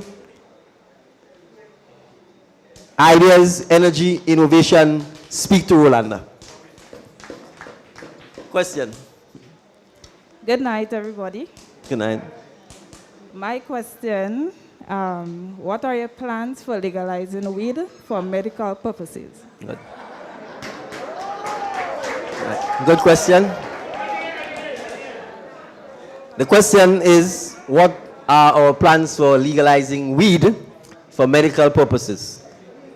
And the simple response is, we plan to legalize marijuana for medical purposes. But we have to go further. The same way I said, we have to grow the fruits and plant the fruits and replant the spices on a commercial level so that you have the quantities to supply. You could just go in Parliament and pass an act and says, we are legalizing marijuana. But if you do not create the industry and control it, and crucially make sure that it's in the hands of Grenadians, then it will just be another piece of paper where either non-Grenadians control it or nothing actually happens. So it's not just a question of legalizing it on paper by passing an act. We have to plan it. We have to identify where it's going to be grown. We have to identify who is growing it. And I want to say this to Grenadians and also to the Rastafarian community. If we are going to legalize marijuana for medical purposes, the people who should be benefiting first and foremost should be Grenadians, and the Rastafarians deserve a special place and special treatment, because we have to be honest. We have demonized them. We have turned them into criminals. We've turned them into second-class citizens, and they've stood up for a basic plant that clearly has special properties, ignoring the fact that it could get you high. Marijuana is one of the most versatile plants. It's a version of the hemp plant, which is one of the most versatile plants. And I have a book that says this plant has been existing since Oyoho. So the fact is, because we so follow fashion, we follow fashion, the Americans who made it criminal for umpteen years, they are now legalizing it. They're reaping all the benefits of it. They are well advanced in promoting it and doing all kinds of products. I was in Florida, and we had a meeting with a Brazilian company that supports medical marijuana. the owner of the company told me point blank he does not support the use of recreational marijuana at all. But they showed us about 100 different products. About 100 different products that they're making from medical marijuana. It would blow your mind. From food, to cards, to clothes, to rope, to all kinds of things.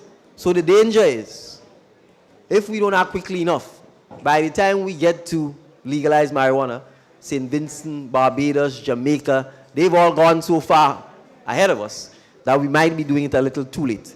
But the reality is, Grenada is a special place, special soil, special rain.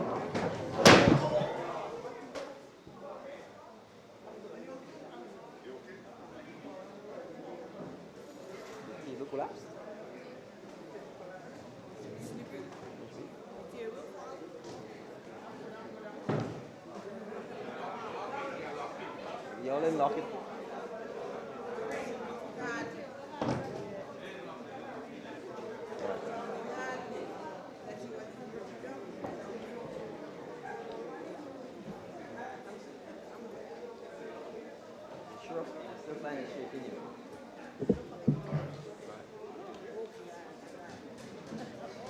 All right, sorry about that. Sister Maria has assured us that she's fine. I will use the opportunity to introduce to you two of my colleagues and fellow candidates from St. George's Southeast, Mr. Philip Teleswad. Mr. Teleswad.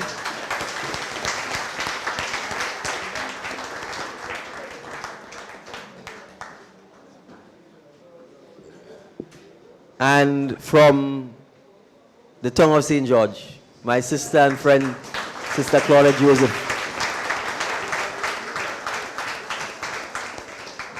Right. Thank you both for coming. I know the weather has been a little inclement, but we're happy to have you here. And this is what I talk about, the team unity, the team spirit. And make no mistake, when I say this is the new NDC, we mean that. We are united.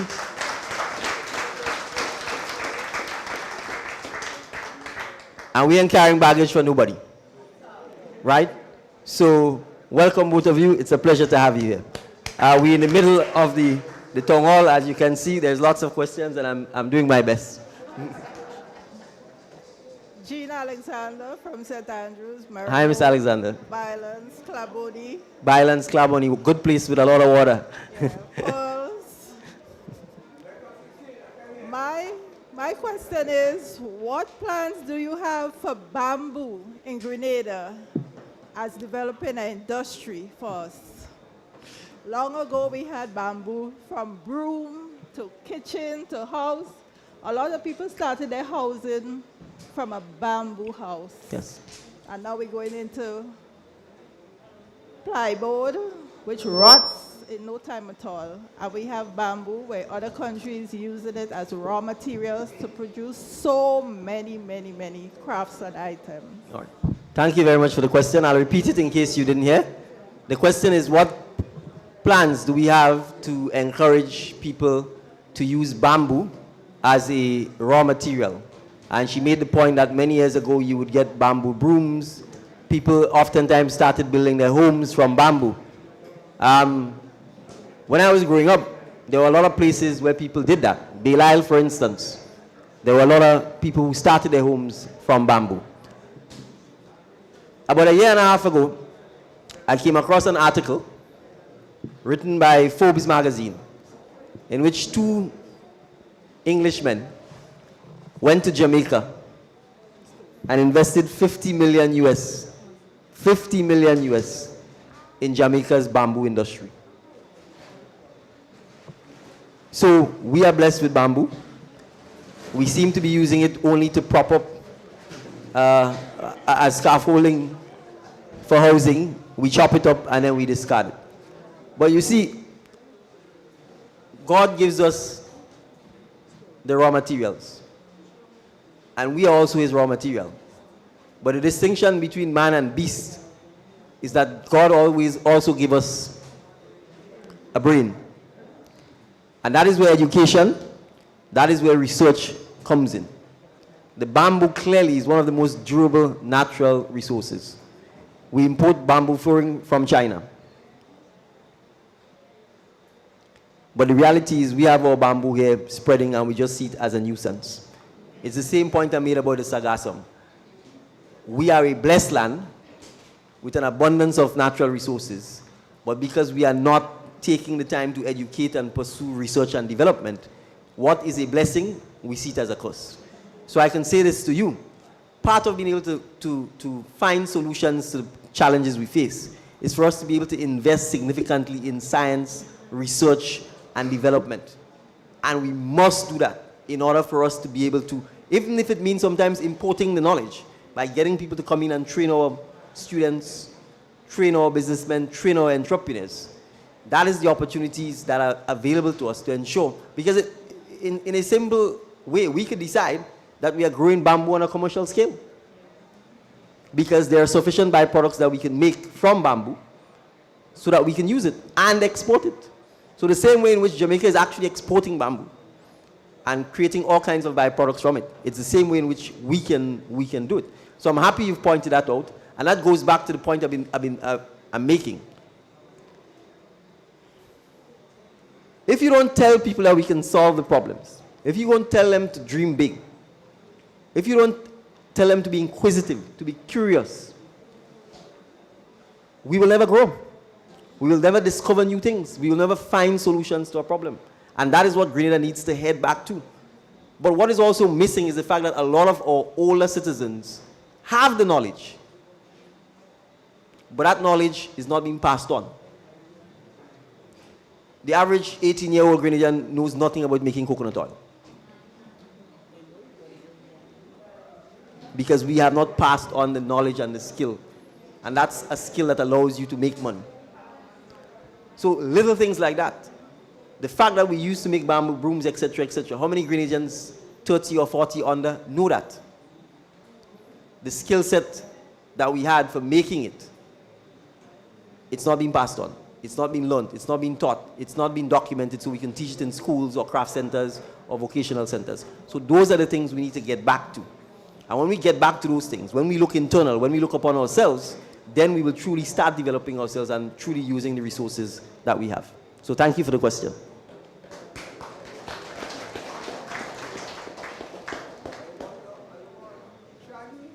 I'm repeating a question that was asked, but the person doesn't want to be identified. However, yes. The question is, how could it be that we have a world-class medical university on the island and the health care in Grenada could be in such tatters to the extent that the Prime Minister refuses to have his basic medical test done in Grenada?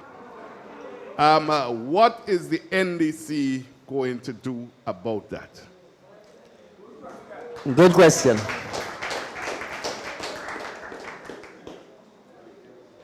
I suppose Uncle Gary didn't expect that when he had the vision to have a world-class medical university in Grenada that Grenadians wouldn't benefit from it. So I'm sure he's turning in his grave. But Uncle, rest assured, under the National Democratic Congress, we will make sure that you are settled and that you are resting comfortably, because we are going to ensure that Grenadians, Caribbeans, and PT Martinicans get the world-class, first-class healthcare that they deserve. So let me start with this. Between 2008 and 2013, the National Democratic Congress pursued vigorously a teaching hospital. It had made significant strides. It was in discussion with the International Financial Corporation, which is an arm of the World Bank, and St. George's University to get the teaching hospital. Sites were identified, the cost of the project was identified. And the government changed, and the project was shelved. So you have to ask yourself,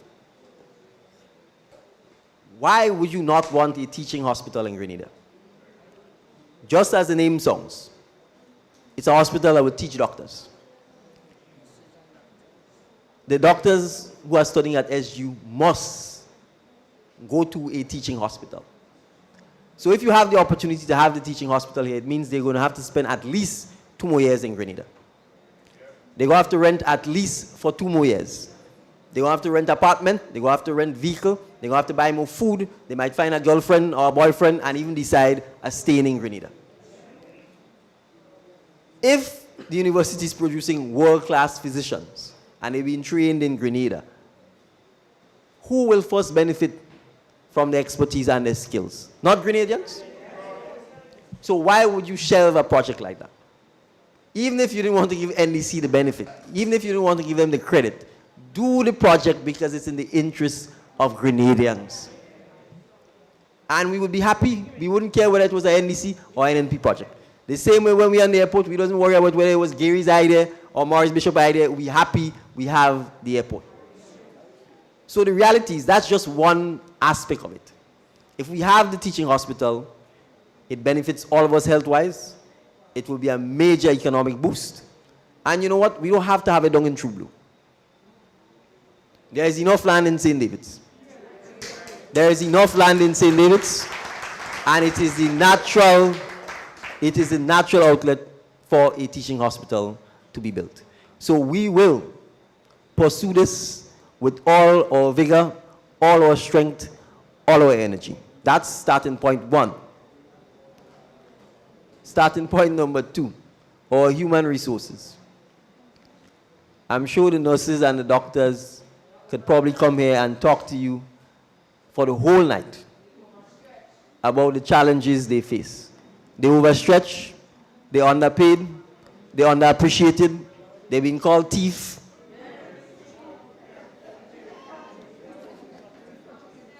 And it goes on and on and on.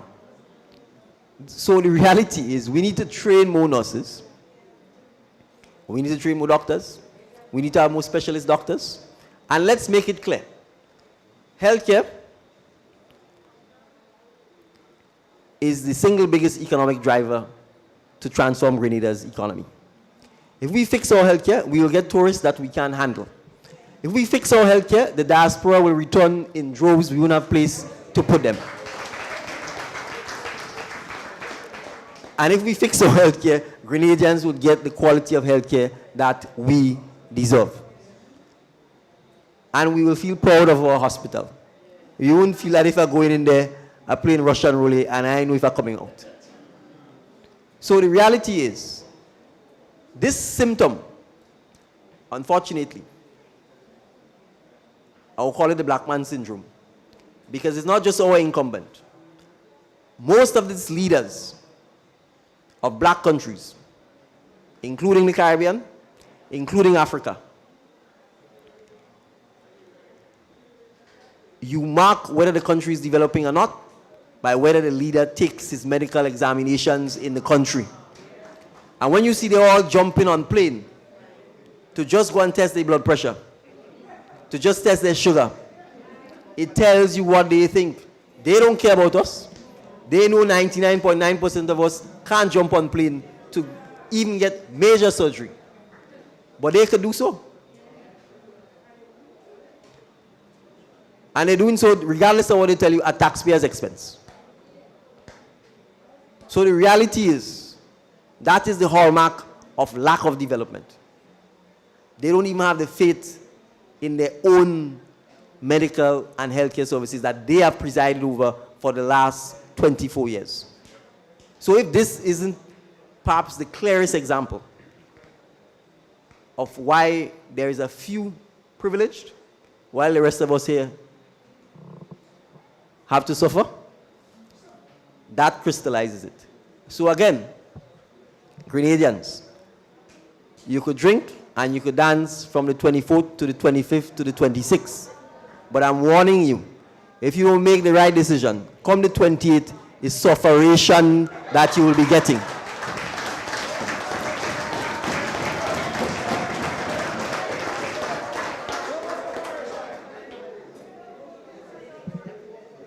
Any other questions, sir?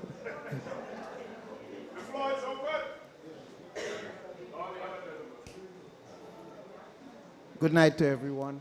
Good night, sir. Eric Charles from Southeast St. George. Hi, Mr. Charles. Thank you. Yeah. I know we are dealing with the issues at hand. Pensions, agro industry and all those kind of things. But I would like to know, and I believe all of us would like to know, what are the plans going forward to join the CCJ? Okay, good question.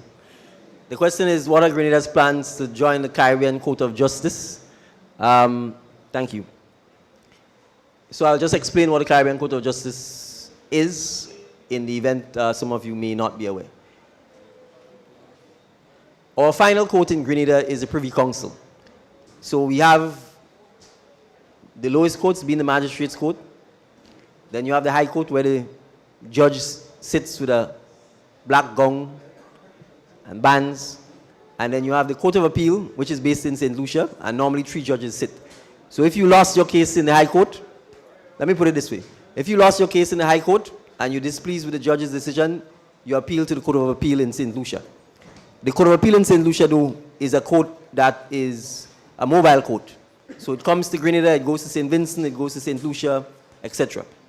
And now they do hearings virtually. If you are not satisfied with the ruling of the Court of Appeal, you have to go to the Privy Council.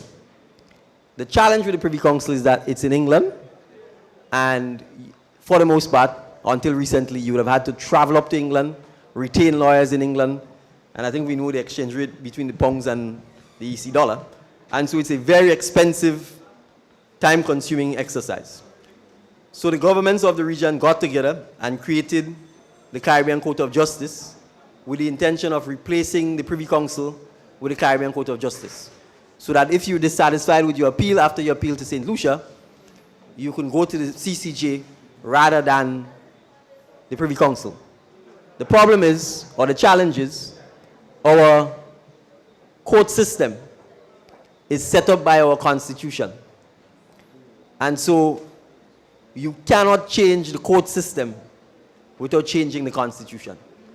And to change the Constitution, you have to have a referendum in which the majority of Grenadians vote to change the Constitution. Now, as you're aware, a referendum was held, 2, and in both instances, Grenadians voted against changing the Privy Council to the Caribbean Court of Justice. Now, perhaps in fairness to Grenadians, the referendum had a lot of questions, from changing the name on the passport to the CCJ to term limits for the Prime Minister. And it may be that with so much of those issues, and with the fact that perhaps there was a lot of mistrust about the intention, everybody voted essentially no. So in order to join the CCJ at that level, the appellate level, we have to change the Constitution. And to change the Constitution, the people have to vote in support of that. Now, I will say the fact that we've had 2 referendums where the people voted no, we would either have to do a lot of educating, we would have to do it in a transparent manner where people trust what is being told to them. It is not a political football, and then perhaps they will vote to support it.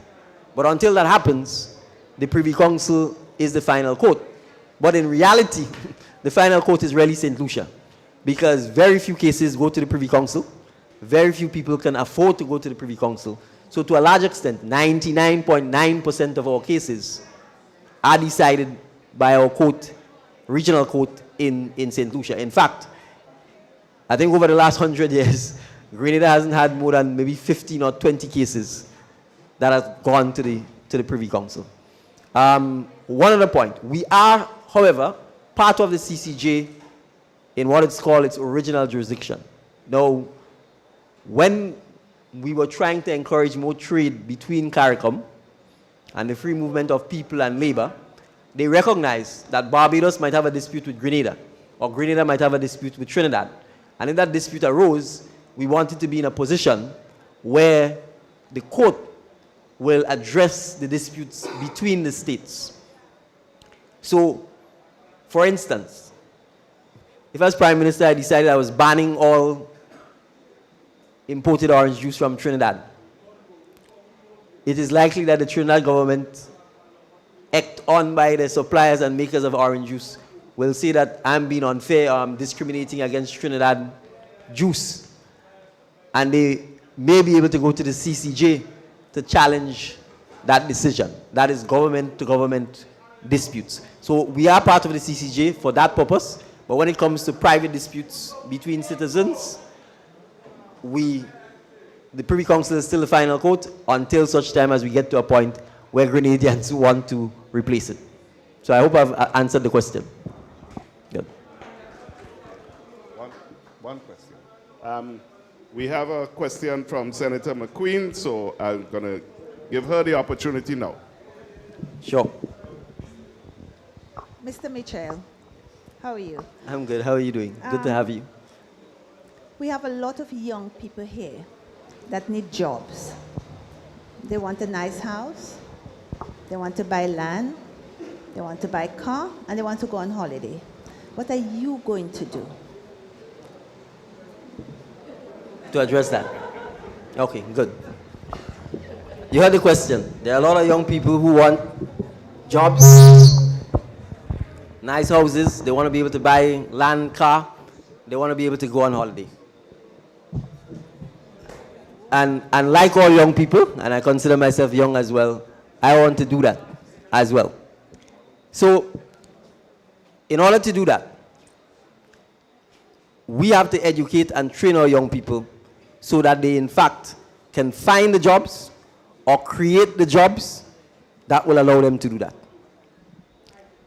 As I said, the difference between man and beast is our brain. And the same way bodybuilder strengthens himself by pumping iron, is the same way we have to strengthen our mind and our brain by educating ourselves, by engaging in research, by acquiring skills that will allow us to do that. So make no mistake, if we don't invest in education,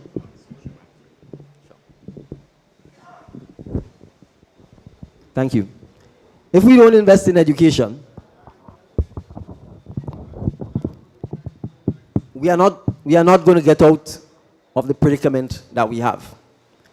So, the same way in which I said a significant portion of our budgetary allocation has to go to agriculture, it's the same way a significant portion of our budgetary allocation has to go to education, has to go to skills training, has to go to vocational training, and crucially, has to go to information technology.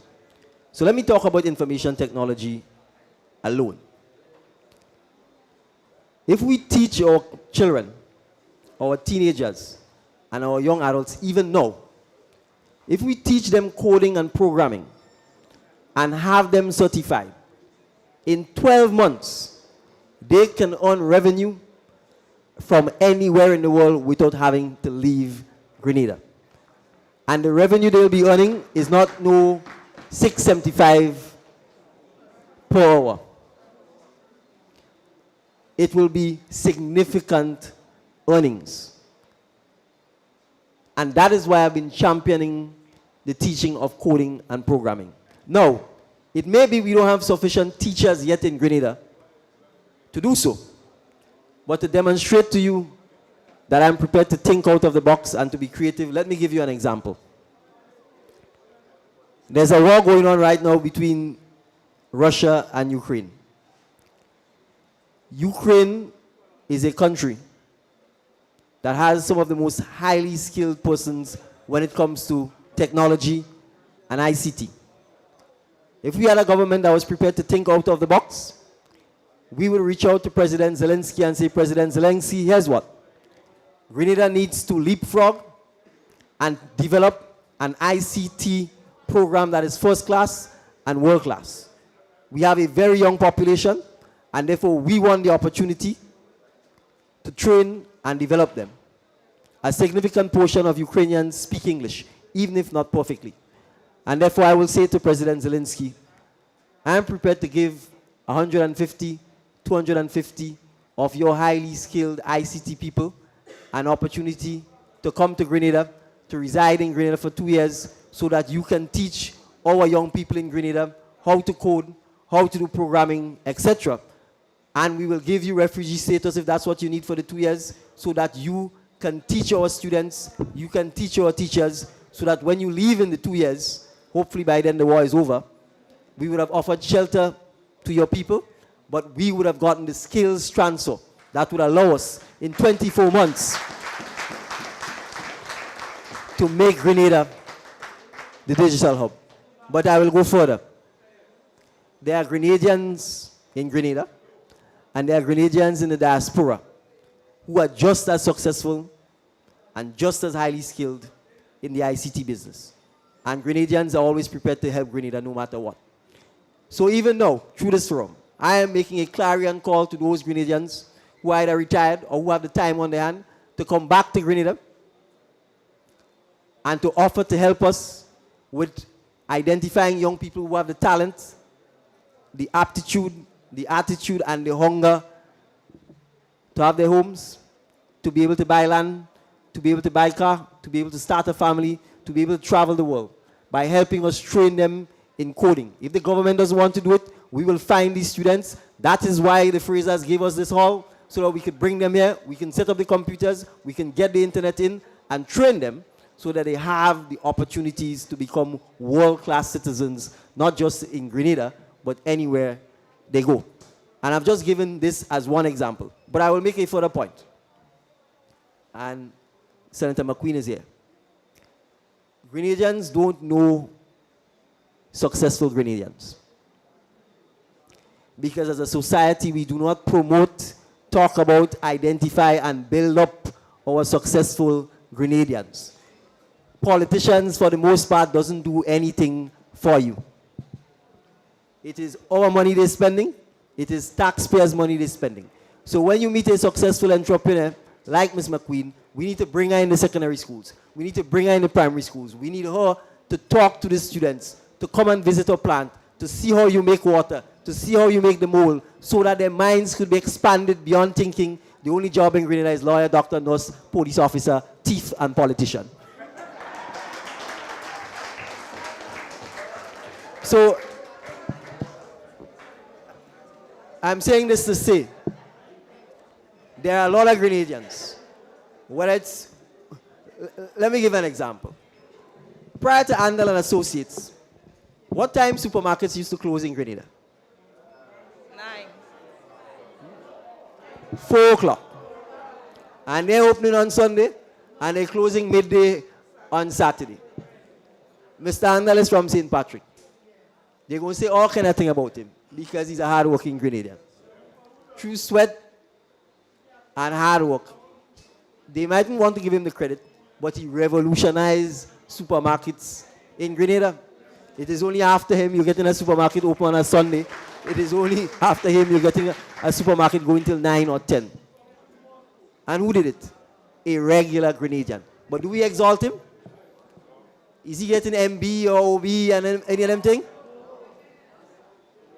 And that is the cultural shift we need to make.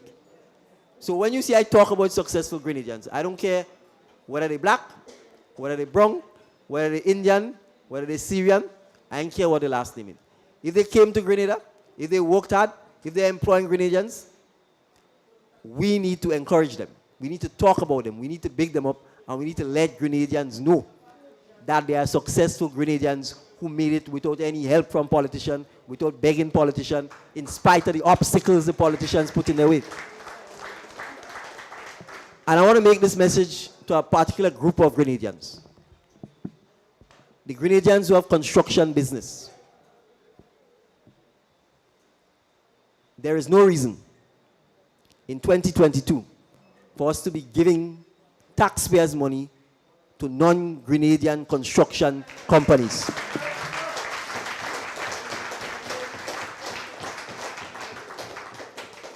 I know a lot of you are afraid of the government. I know a lot of you are afraid that if you talk to the NDC or if you talk to me, they're going to take the contract back. I am not going anywhere. The National Democratic Congress is not going anywhere. And if you believe in Grenada, you need to start stepping up and fighting for Grenada. You need to be asking the government to account. You need to start asking the government to account for why it is so many foreign contractors get road work in Grenada. Why it is so many foreign contractors get road work in Grenada. It is time for you all to, I'm standing up for all you. I ain't a contractor. And I'm standing up for you guys. So you need to stand up for yourself, stand up for Grenada, and stand up for the Grenadian workers who work for you and who help build your company. There is no reason why foreign companies should be getting road work and construction work, particularly on government buildings and government sites in Grenada. So when you do that, you will encourage the next generation of Grenadians to know that they too will become successful contractors and they too can get the construction work from our government. And I want to contrast this with something, finally. Sandals was built by Grenadian contractors, Quinn and Latouche and so on. If they could build Sandals, why can't they build the road in Molineux? I think we know why.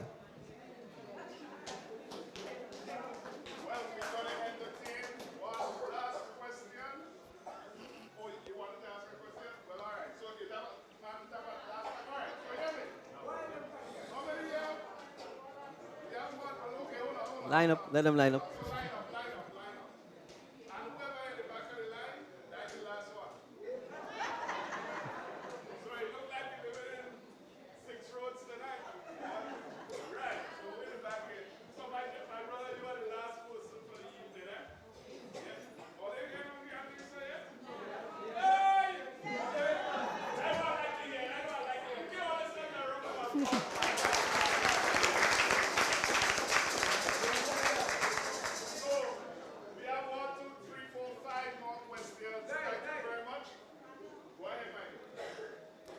Hello again.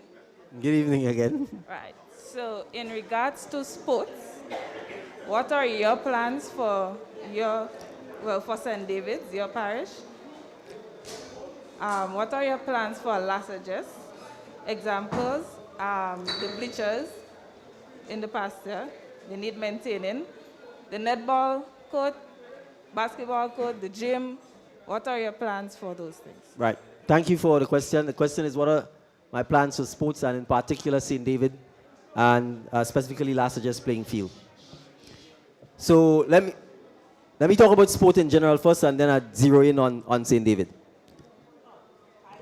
In addition to the health benefits of sport, in addition to the teamwork and the community building that sport brings, sport is a proper career. And we need as a society to recognize that. So when we have our sportsmen and women, we need to encourage them. And as a government, in particular, when they are representing Grenada outside of Grenada, the government needs to acknowledge that by actually paying them a salary.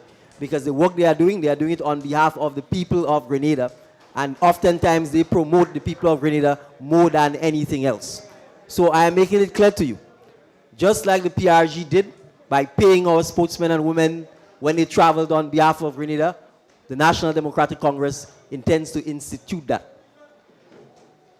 If you are leaving Grenada to represent Grenada, you shouldn't have to be struggling and begging and asking private people to help pay the ticket, to help pay the hotel room, to give you money so that you can buy food. Or bodybuilders, when they are traveling to represent Grenada in international competitions, have to go around in different business places and beg to get help with the supplement. That is what the Ministry of Sports should be doing. That is what the National Lotteries Authority was meant for. That is what it should be doing, not giving some politician a check in St. Patrick so that he could spend the money how he wants.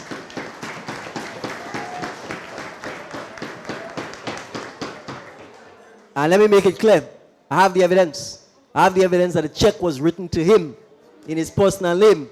So you're going to ask me what the National Lotteries Authority is doing, writing checks to politicians. But we're going to come to that.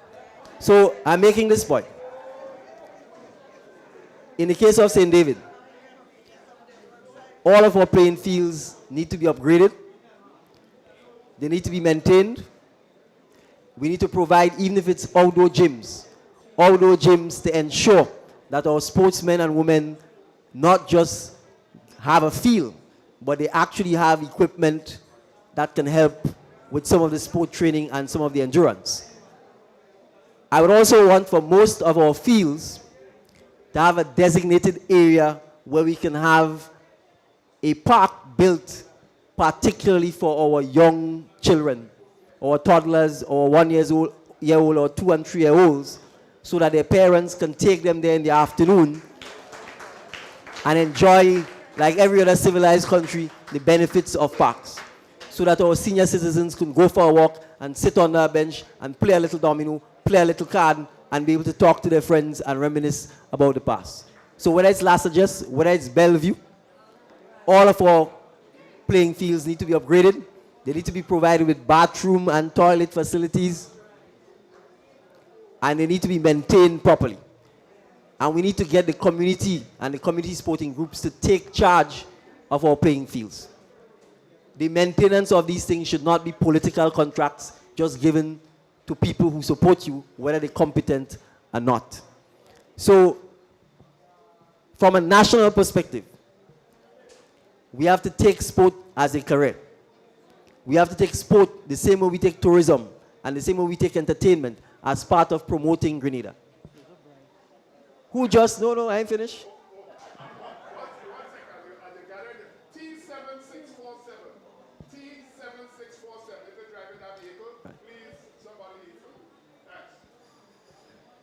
I ain't finished because we just have somebody from St. David's who just represented St. David, P.T. Martinique, Carriacou, and Grenada wonderfully. I think all you know who I'm talking about.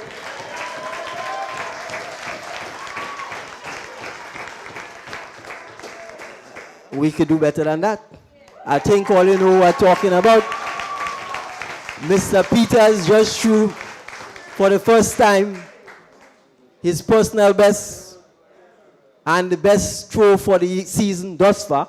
So I think the people of St. David's need to send a rowdy congratulations to Mr. Peters.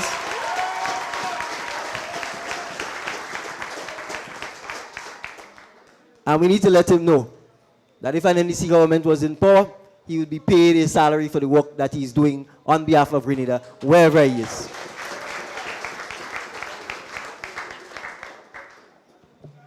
Well, good night, everyone.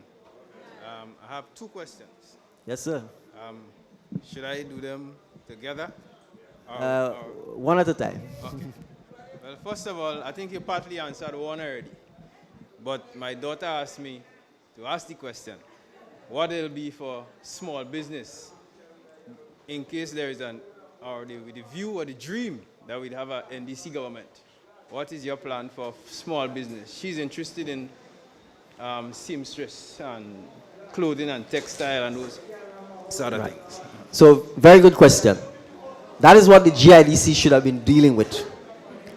Instead of running behind foreign investors.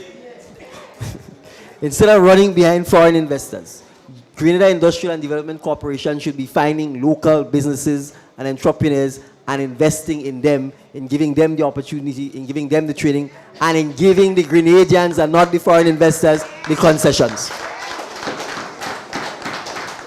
So, as a seamstress, fashion designer, that is what we want to encourage. We're importing all the uniforms from Trinidad and wherever. In my office, the staff can't find a seamstress that adjusts their clothes. It takes 6 months. Sometimes 1 year passes, the uniform come, another set of uniform come and meet it because they can't find a good seamstress. So that's what I'm talking about. You have a GIDC that is not a landlord. You're just renting property and quoting foreign investors. That's what it's, the last publication, that's what it's about. They have 5 or 6 pictures of some pie in the sky dream in Levera, a pie in the sky dream, Kawana Bay on Grandlands Beach sitting, that ain't complete, ain't going nowhere. A pie in the sky dream in Mount Atman. So tell him, don't get me started on pie in the sky dream.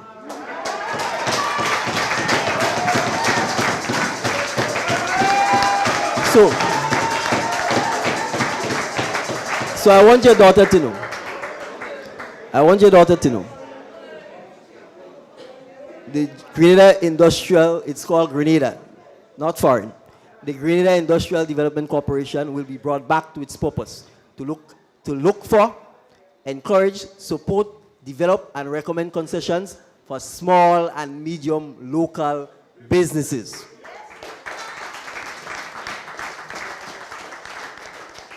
Next one. Yeah, I have a passion for occupational health and safety. I'm aware that there's a draft act which has never passed into law. With our NDC government, I know it's an expensive exercise, but I don't think we can put a price on Grenadans' lives. Would you pass that act? Yes. And so let me say things, because we're in St. David's. We're in La Tante. There's a family who lost a well in Rukin.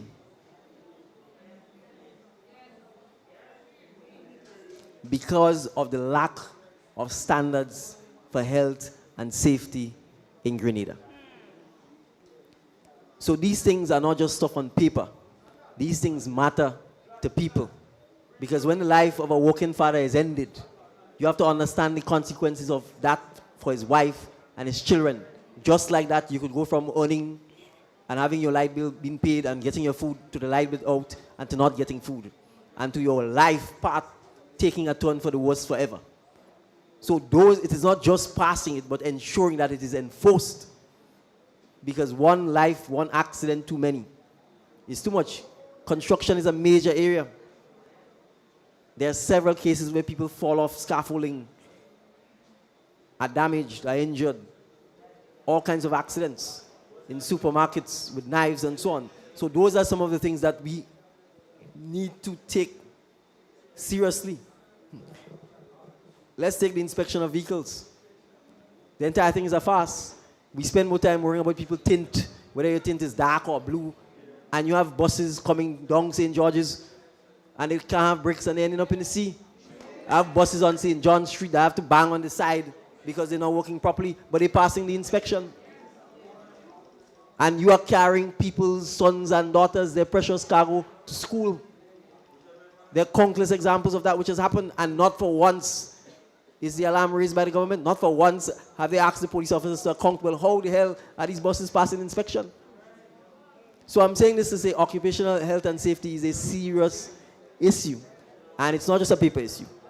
But another point that we have neglected also is our agricultural sector. You spoke a lot of it tonight.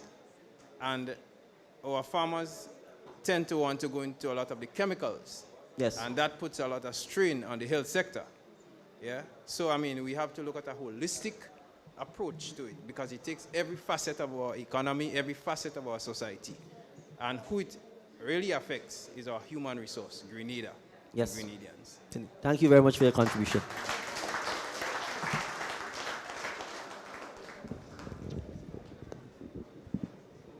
Thank you. Another.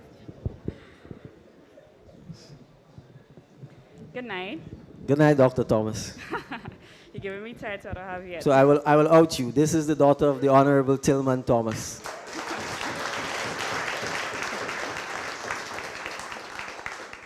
And she lives right here in La Tante. Yes. And in case you didn't know, her mommy is from La Tante. Yes. Thank you, thank you. Good night, everybody. My name is Renee Thomas. My question for you tonight, the previous NDC administration identified land in Hope for the UE campus, so we could have a five-island campus here. Yes. We may have lost that dream because it's now in Antigua, but I'm wondering, for the NDC administration, do you have any plans to relook at that opportunity or any other campus in the rural area of in Grenada? Yes, very good question.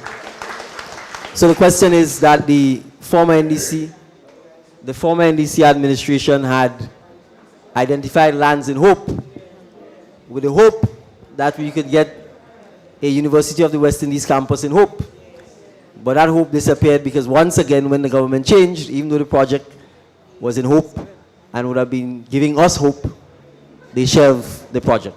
So she's asking whether we may have, well, we've lost the opportunity because the project went to Antigua. Yeah, sometimes you wonder if these people were sent to underdevelopers since the revolution. But having said that, someone gave me this idea, it's not my idea, that we have Pearl's airstrip sitting there. And it's been sitting there since 1984-85 when the international airport was open. And they have said to me, Deacon, Grenada can have an aeronautical school. And given that Pearl's airstrip is already there, given that many moons ago, that's how we traveled.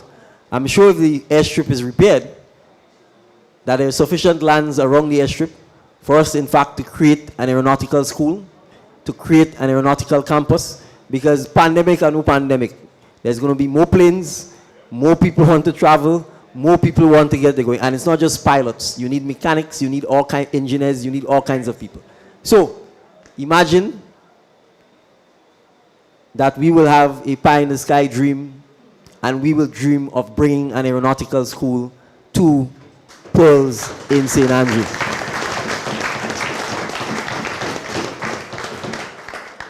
And I know the incumbent knows about it because they were told about it. They even spoke about it a few times. But they are not interested in transformation.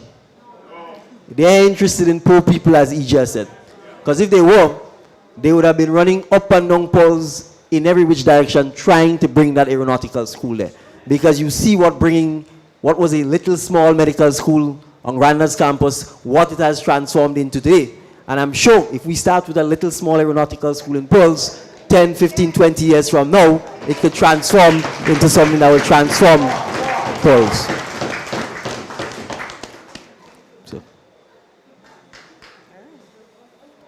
So, good night. Good night. This question is twofold. Earlier, you said we have to teach our children to pick up nutmeg because there's money sitting on the ground. Yes. So a few years ago, well, currently it is known that we have the #1 quality nutmeg in the world. A few years ago, we were #2 exporter in nutmeg.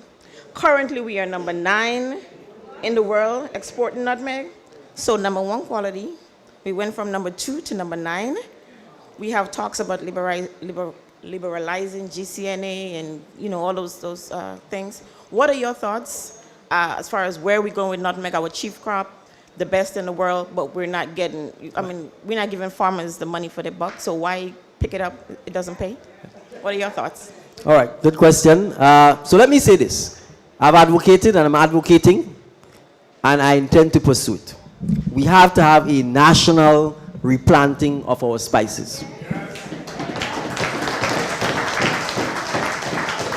And this has to be a patriotic national project.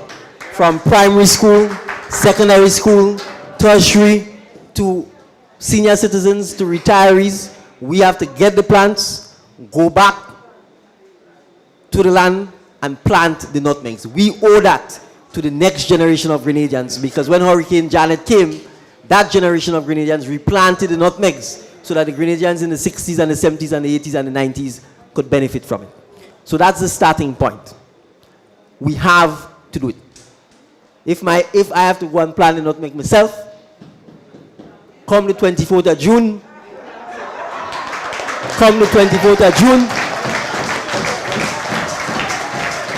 I am going up in Ashendon, I'm getting some plants, and I started in Cocody Mountain, and we're replanting the nutmegs.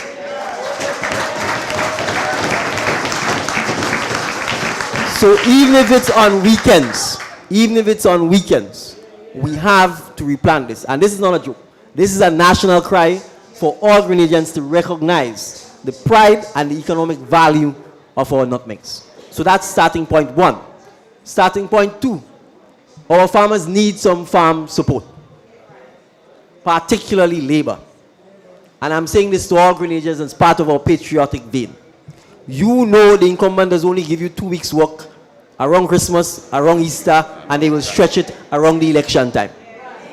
We are prepared to have you work permanently with our farmers, so you can get NIS, you can get sick leave, you can get workman compensation in case you get injured on the farm, to help our farmers with picking up the nutmeg, pruning the nutmegs, weeding, and ensuring that we move from being the 9th producer of nutmeg back to #1 and #2, where we can't probably compete in size with Indonesia or Jamaica, but we certainly could compete in quality.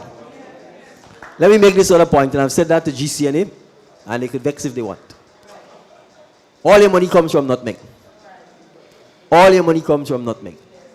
GCNA own one nutmeg farm. So that tells you something.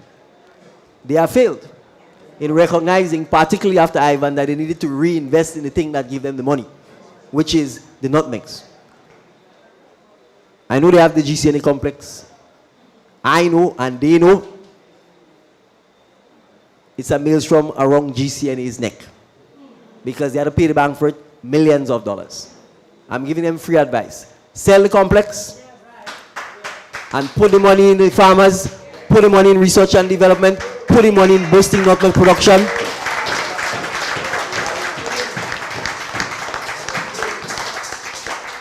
GCNA has the largest building.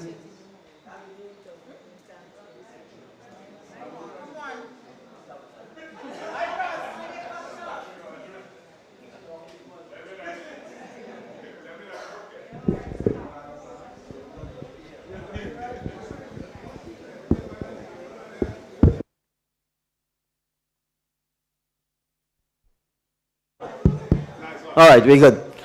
I was making the point. We got to pay attention sometimes to our communities and then things click. If you drive around Grenada, up until recently, the Grenada Cooperative Nutmeg Association had the largest buildings in every town center. The largest building in Guave. The largest buildings, they had more than one in Grenville. The largest building in La Tante. Pedmota. Grand Roy. Vincennes. That tells you, Munich, the power of nutmeg. That tells you how significant nutmeg was as an industry in Grenada. Most of these places are either empty or they're renting them for pittance. They can't maintain them. Why? Because they have not focused on getting nutmeg production back up. So I will repeat, sell the complex. You have enough buildings all over the place otherwise. The buildings were meant for nutmeg production, and let us invest back in getting the nutmeg production where it belongs, so that the next generation of Grenadians could say, I educated and sent my children on nutmegs.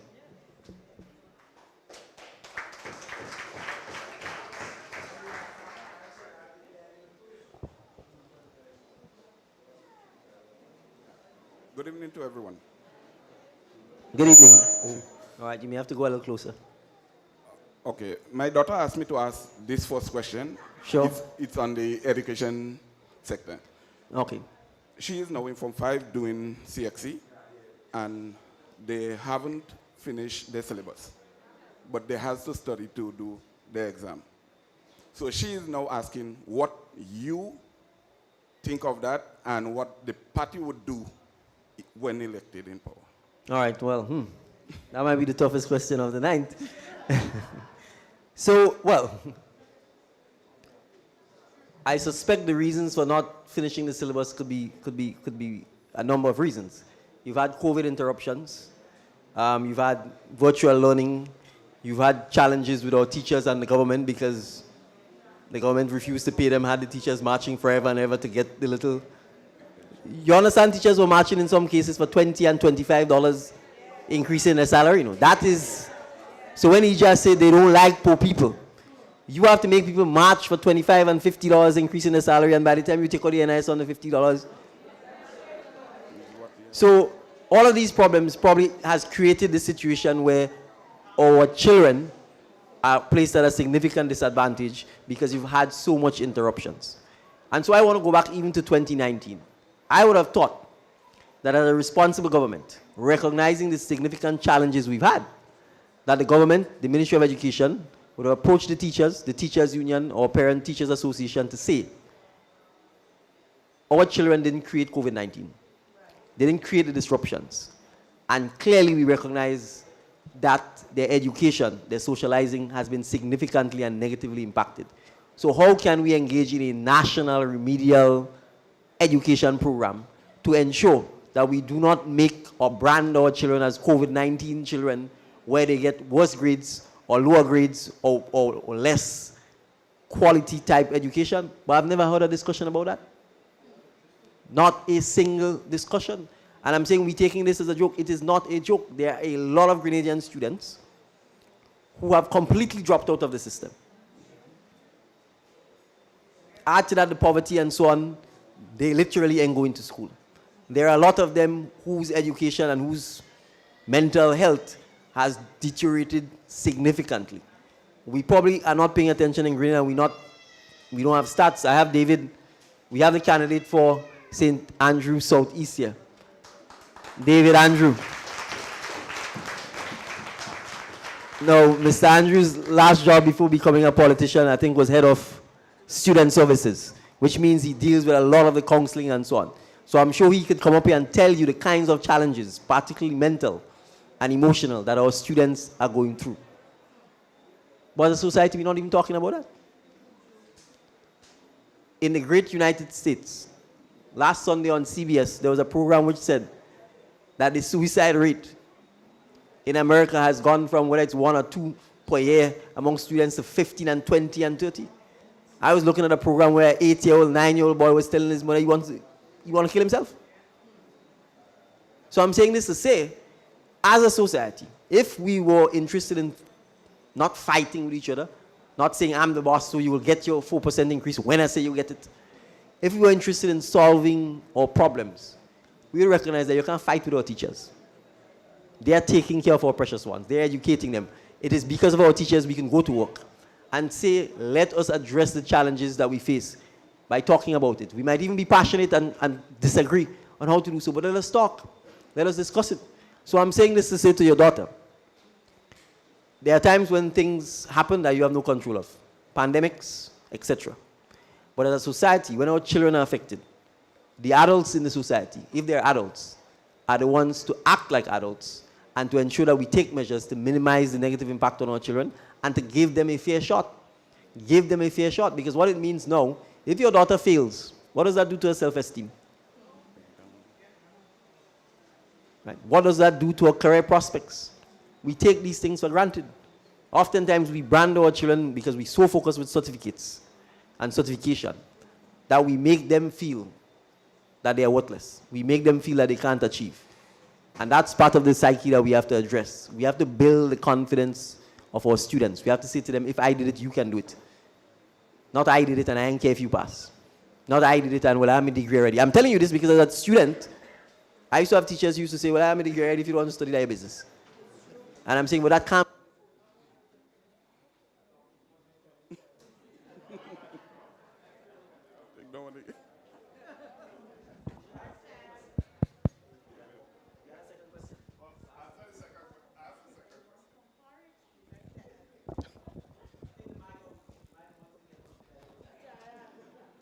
Okay. And the second question is on an industry that I know you spin off from, Mr. Telesford would have spin off from, and Brother Robinson here would have spin off from.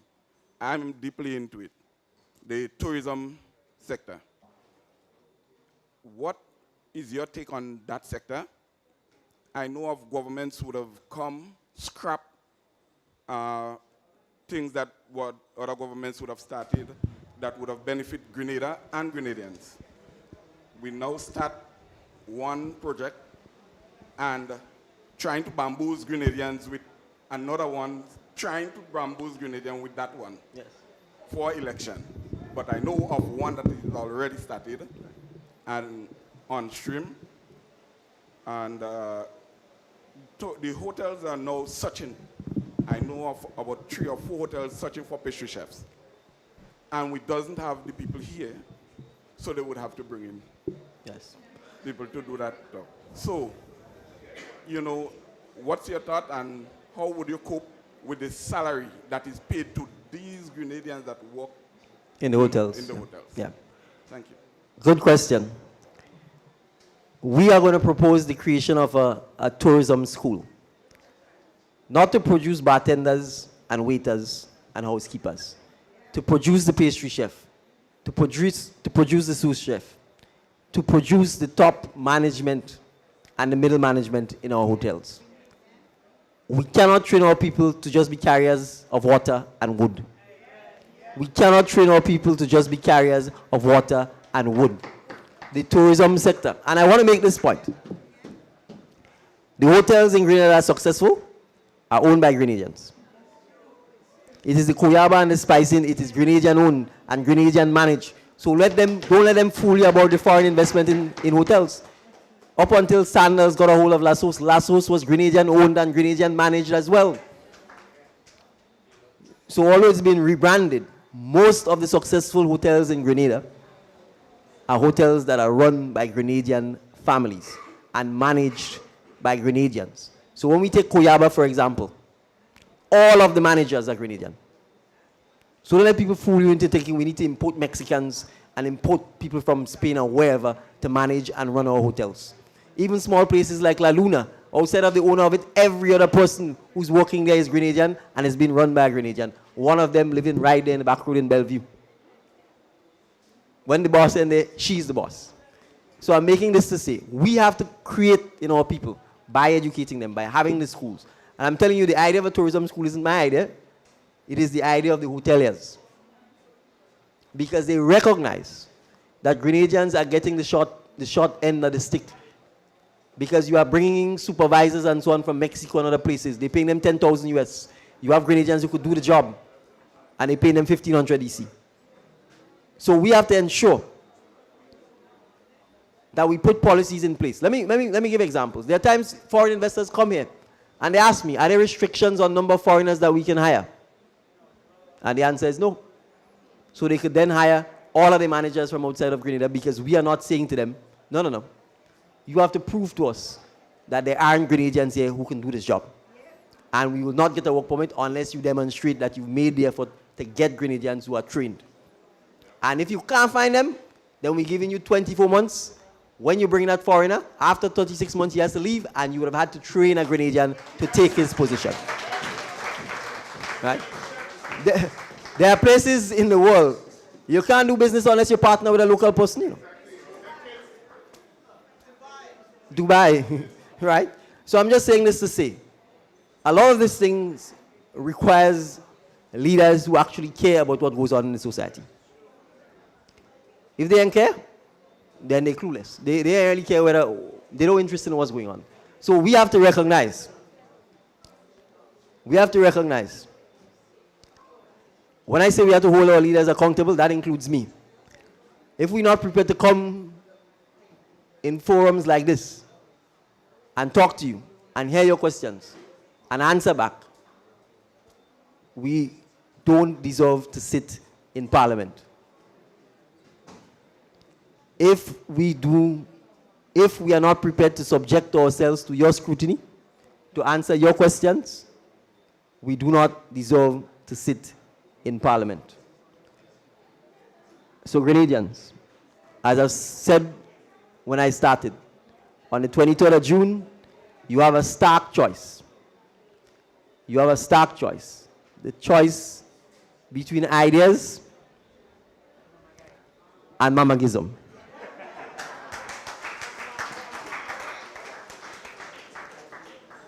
The choice between a team and one-manism. A choice between transformation and I ain't no successor. I ain't see nobody who could succeed me.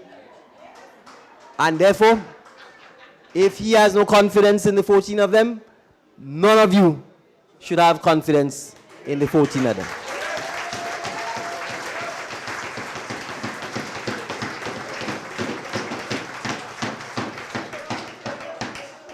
So on the 23rd,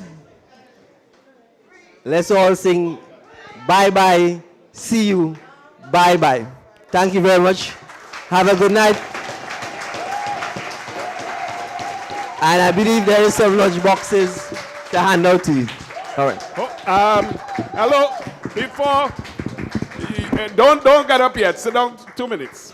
Thanks. Mr. PL, we just have 2 comments that are going to be made, and we want you to remain in your seats. You will be served. That is how we do business in St. David. You understand? All you understand that? All right, so I'm going to invite Brother McQueen to make the first comment. Yes, this was a former member of Parliament and minister. So Mr. McQueen, hold on, he's going to make a short comment, and then it's going to be followed by this young lady here. I don't know your name, but you want to say. Abigail. All right, so over to Mr. McQueen. Thank you, sir. Thank you very much, sir. Mr. Prime Minister.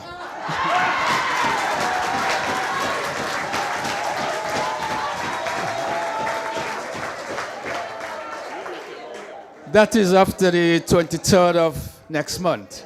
Okay. What I want to do is to congratulate you.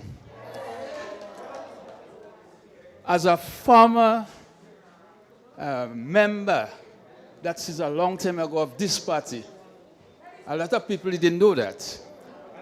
I know George Brison and people like Nicholas Braffett will be smiling in their grave.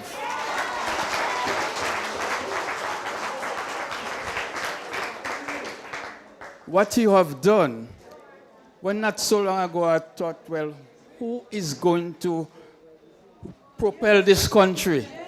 We couldn't see nobody whatsoever. And you didn't have to do that for the Grenadian people, you know.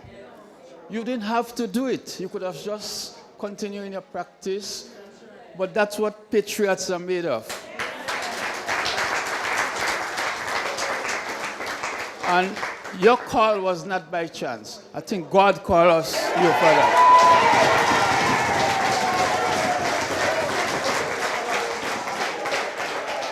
And what I want to say to you, as from PDF 09 to 12, you can depend on me to help you. Okay? You want to take a picture? Come on. And yeah, we'll take it. And thank you very much for helping us, Grenada. We needed somebody like you. Thank you.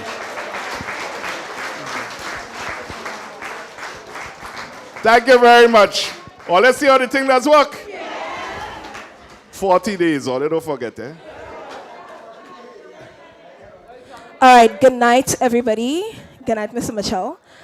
I do believe that we should change the way in which we approach politics in Grenada, because I think we can look at America, for example. When politics is around, they normally have national debates.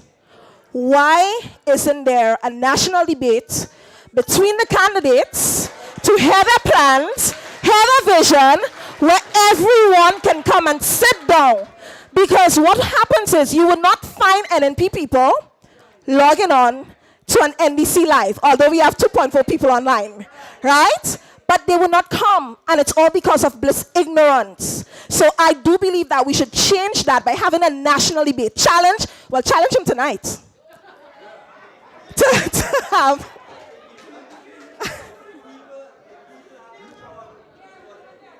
so, Honorable Prime Minister Keith Mitchell, we the National Democratic Congress and people of Grenada is asking you, inviting you to have a national debate where we can hear your plans along with Minister Deacon Mitchell.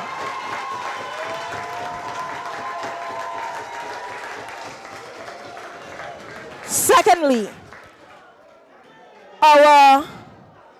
my second comment may not be so hot. Our motto says, ever conscious of God. We aspire, build, and advance as one people. My comment to you and my admonition to everybody listening, including the NNP candidates, because they're listening as well. As we enter into this political season, we're already in it. I want us to stop taking God for a joyride and only conveniently reaching out to churches when we need a divine intervention. COVID would have shown us that we do need everybody on board. So I believe when we have big decision making to make and big decisions to make, we should invite the church leaders, invite churches to come and sit down and hear from them. These people, they're not just working on their own plans. And I do believe that there is a God above. So let us as a people involve him not only in your vision as well to Mr. Mitchell, no, but every single time of the year. In schools, we have prayer before and after school. But let us reach out to the church community and stop using them only when we want to see mountains move. I don't believe in that kind of move. So I encourage your party. I know you have a lot of God-friend people, because I see my brother sitting on here, Minister David Andrew. You have some God-friend people who started speaking tongues off inside here. Come on now, right? We know that prayer can move mountains. So let us believe in God for a move for Grenada.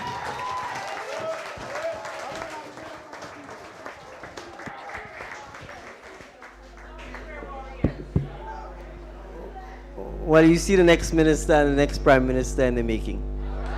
That is what St. David's produces. So, Abby, thank you. Mr. Master of Ceremonies, I think you will... Okay, there's another comment. All right, good.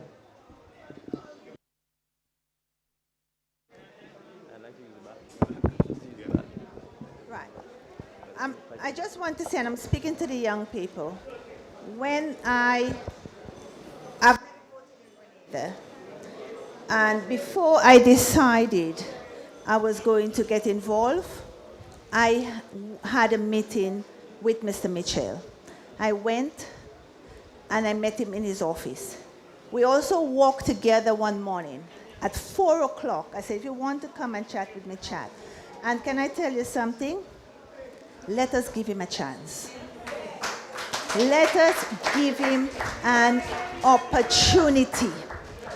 I've seen lots of my families here. I was born just there, not too far away. This is my brother there. And I know what to work. We can do it, people. If we have him and he stands with us, believe me. The only thing I've ever passed in my life is my driving license. And I'm not ashamed to tell people that. Now I am working 24 hours a day, because everybody that comes to Grenada, the big hotels, they say we cannot do it. We can do it. We will create jobs. I have over 60 people working for me, and we have done it in less than 5 years. If Mr. Deacon do not get these young people off the ground and working, I will be there, because I don't know, you see, I'm going to barge in his office. And I'm going to tell him we have to do it. We could do it. Give him a chance. Let us give him a chance. We have nothing to lose. Nothing to lose. Let us do it. There is a saying in England, let us fight like an alley cat. You know, alley cat does fight. We have to be strong, and we're going to do it. We could do it. I've done it. I've only passed my driving test. And I can do it now. You know, I have a business where I'm exporting. We're going 24 hours. We are working. Can I tell you something? I see how the small businesses in Grenada work. I supply them with bottles for coconut water and things like that. The Grenadian people want to work. Yes. They want to work. They want a job, but there is no opportunity. And Mr. Mitchell said he's going to give us this opportunity. Let us give him a chance. Let us see what he's going to do. Thank you very much. Thank you very much, everybody. And to close, I just want to bring the chairman of the St. David's constituency branch. So watch. Give all the give PL another round of applause here. Yeah. This was special tonight. Special tonight. And he continuing all around the island. So we had to give him the support. We had to be with him, because I tell all you that 40 days. We're not playing that. Over to Maria. Thank you very much. Good evening, all. Brother Deacon Mitchell, our candidate and next Prime Minister of Grenada, Carriacou and P.D. Martinique, Senator Rolanda McQueen, Claudette, Philip, David, Orlando, Randall, and I'm going to say Mommy Mitchell. Also from New York, I don't want to miss Frances Purcell. We have to realize that when you're in the diaspora, we tend to see things differently than in Grenada, and this lady came down to help us. So I want to recognize her presence. But before I do what I was asked to do as chairperson of the Great Virgin Parish of St. David, I'm going to put everybody to the test. Show me who hasn't registered as yet. Don't be ashamed.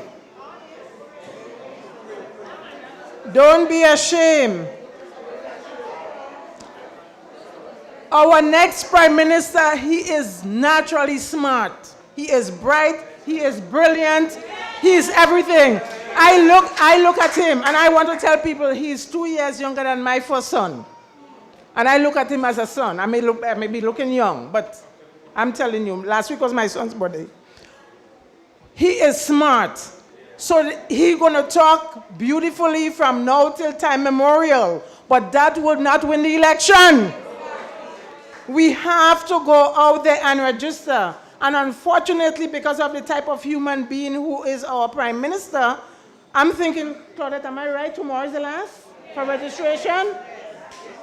Legally, we don't know.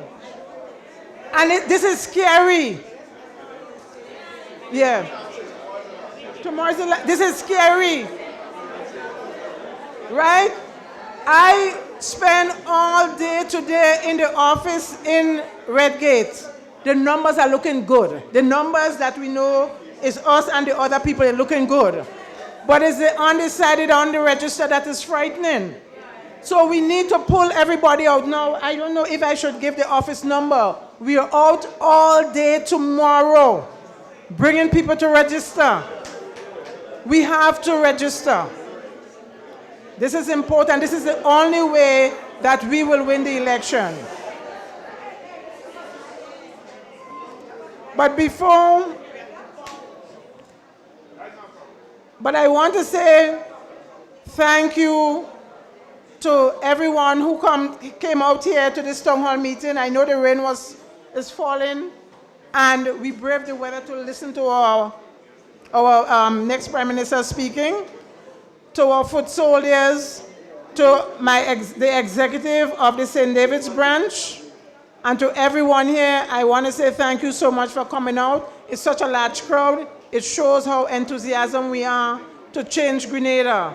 Now, I also had lived outside of Grenada for 30 years, and I saw the change, and I decided to return. And I know we could do better. I know we could do better, because there was challenges coming back, but I decided I'm going to stick to it. Because there are opportunities. There are a lot of opportunities. So I want us, as I said, to get out there and do what we have to do. So again, I want to say thank you so much to everyone who has come out to hear the next Prime Minister speak. And we need help. We need a lot of help. We need our foot soldiers. So the office is there. We want names and numbers, because we have to do the little things to make sure that we grab that thing on June 23rd. Randall, June 22nd is my birthday. So we're going to put the champagne on ice. Yes, and the 23rd, we're going to crack it. Yes. Okay, a promise is a promise. And thank you so much. And we have refreshment for the folks and them? Yes. So as Randall said, there's a refreshment for you all. And after that, get home safe, drive safely, and take care of yourself. Thank you. Thank you very much, everybody. Remember, we're going to bring the refreshments to you, so just hold on a little bit.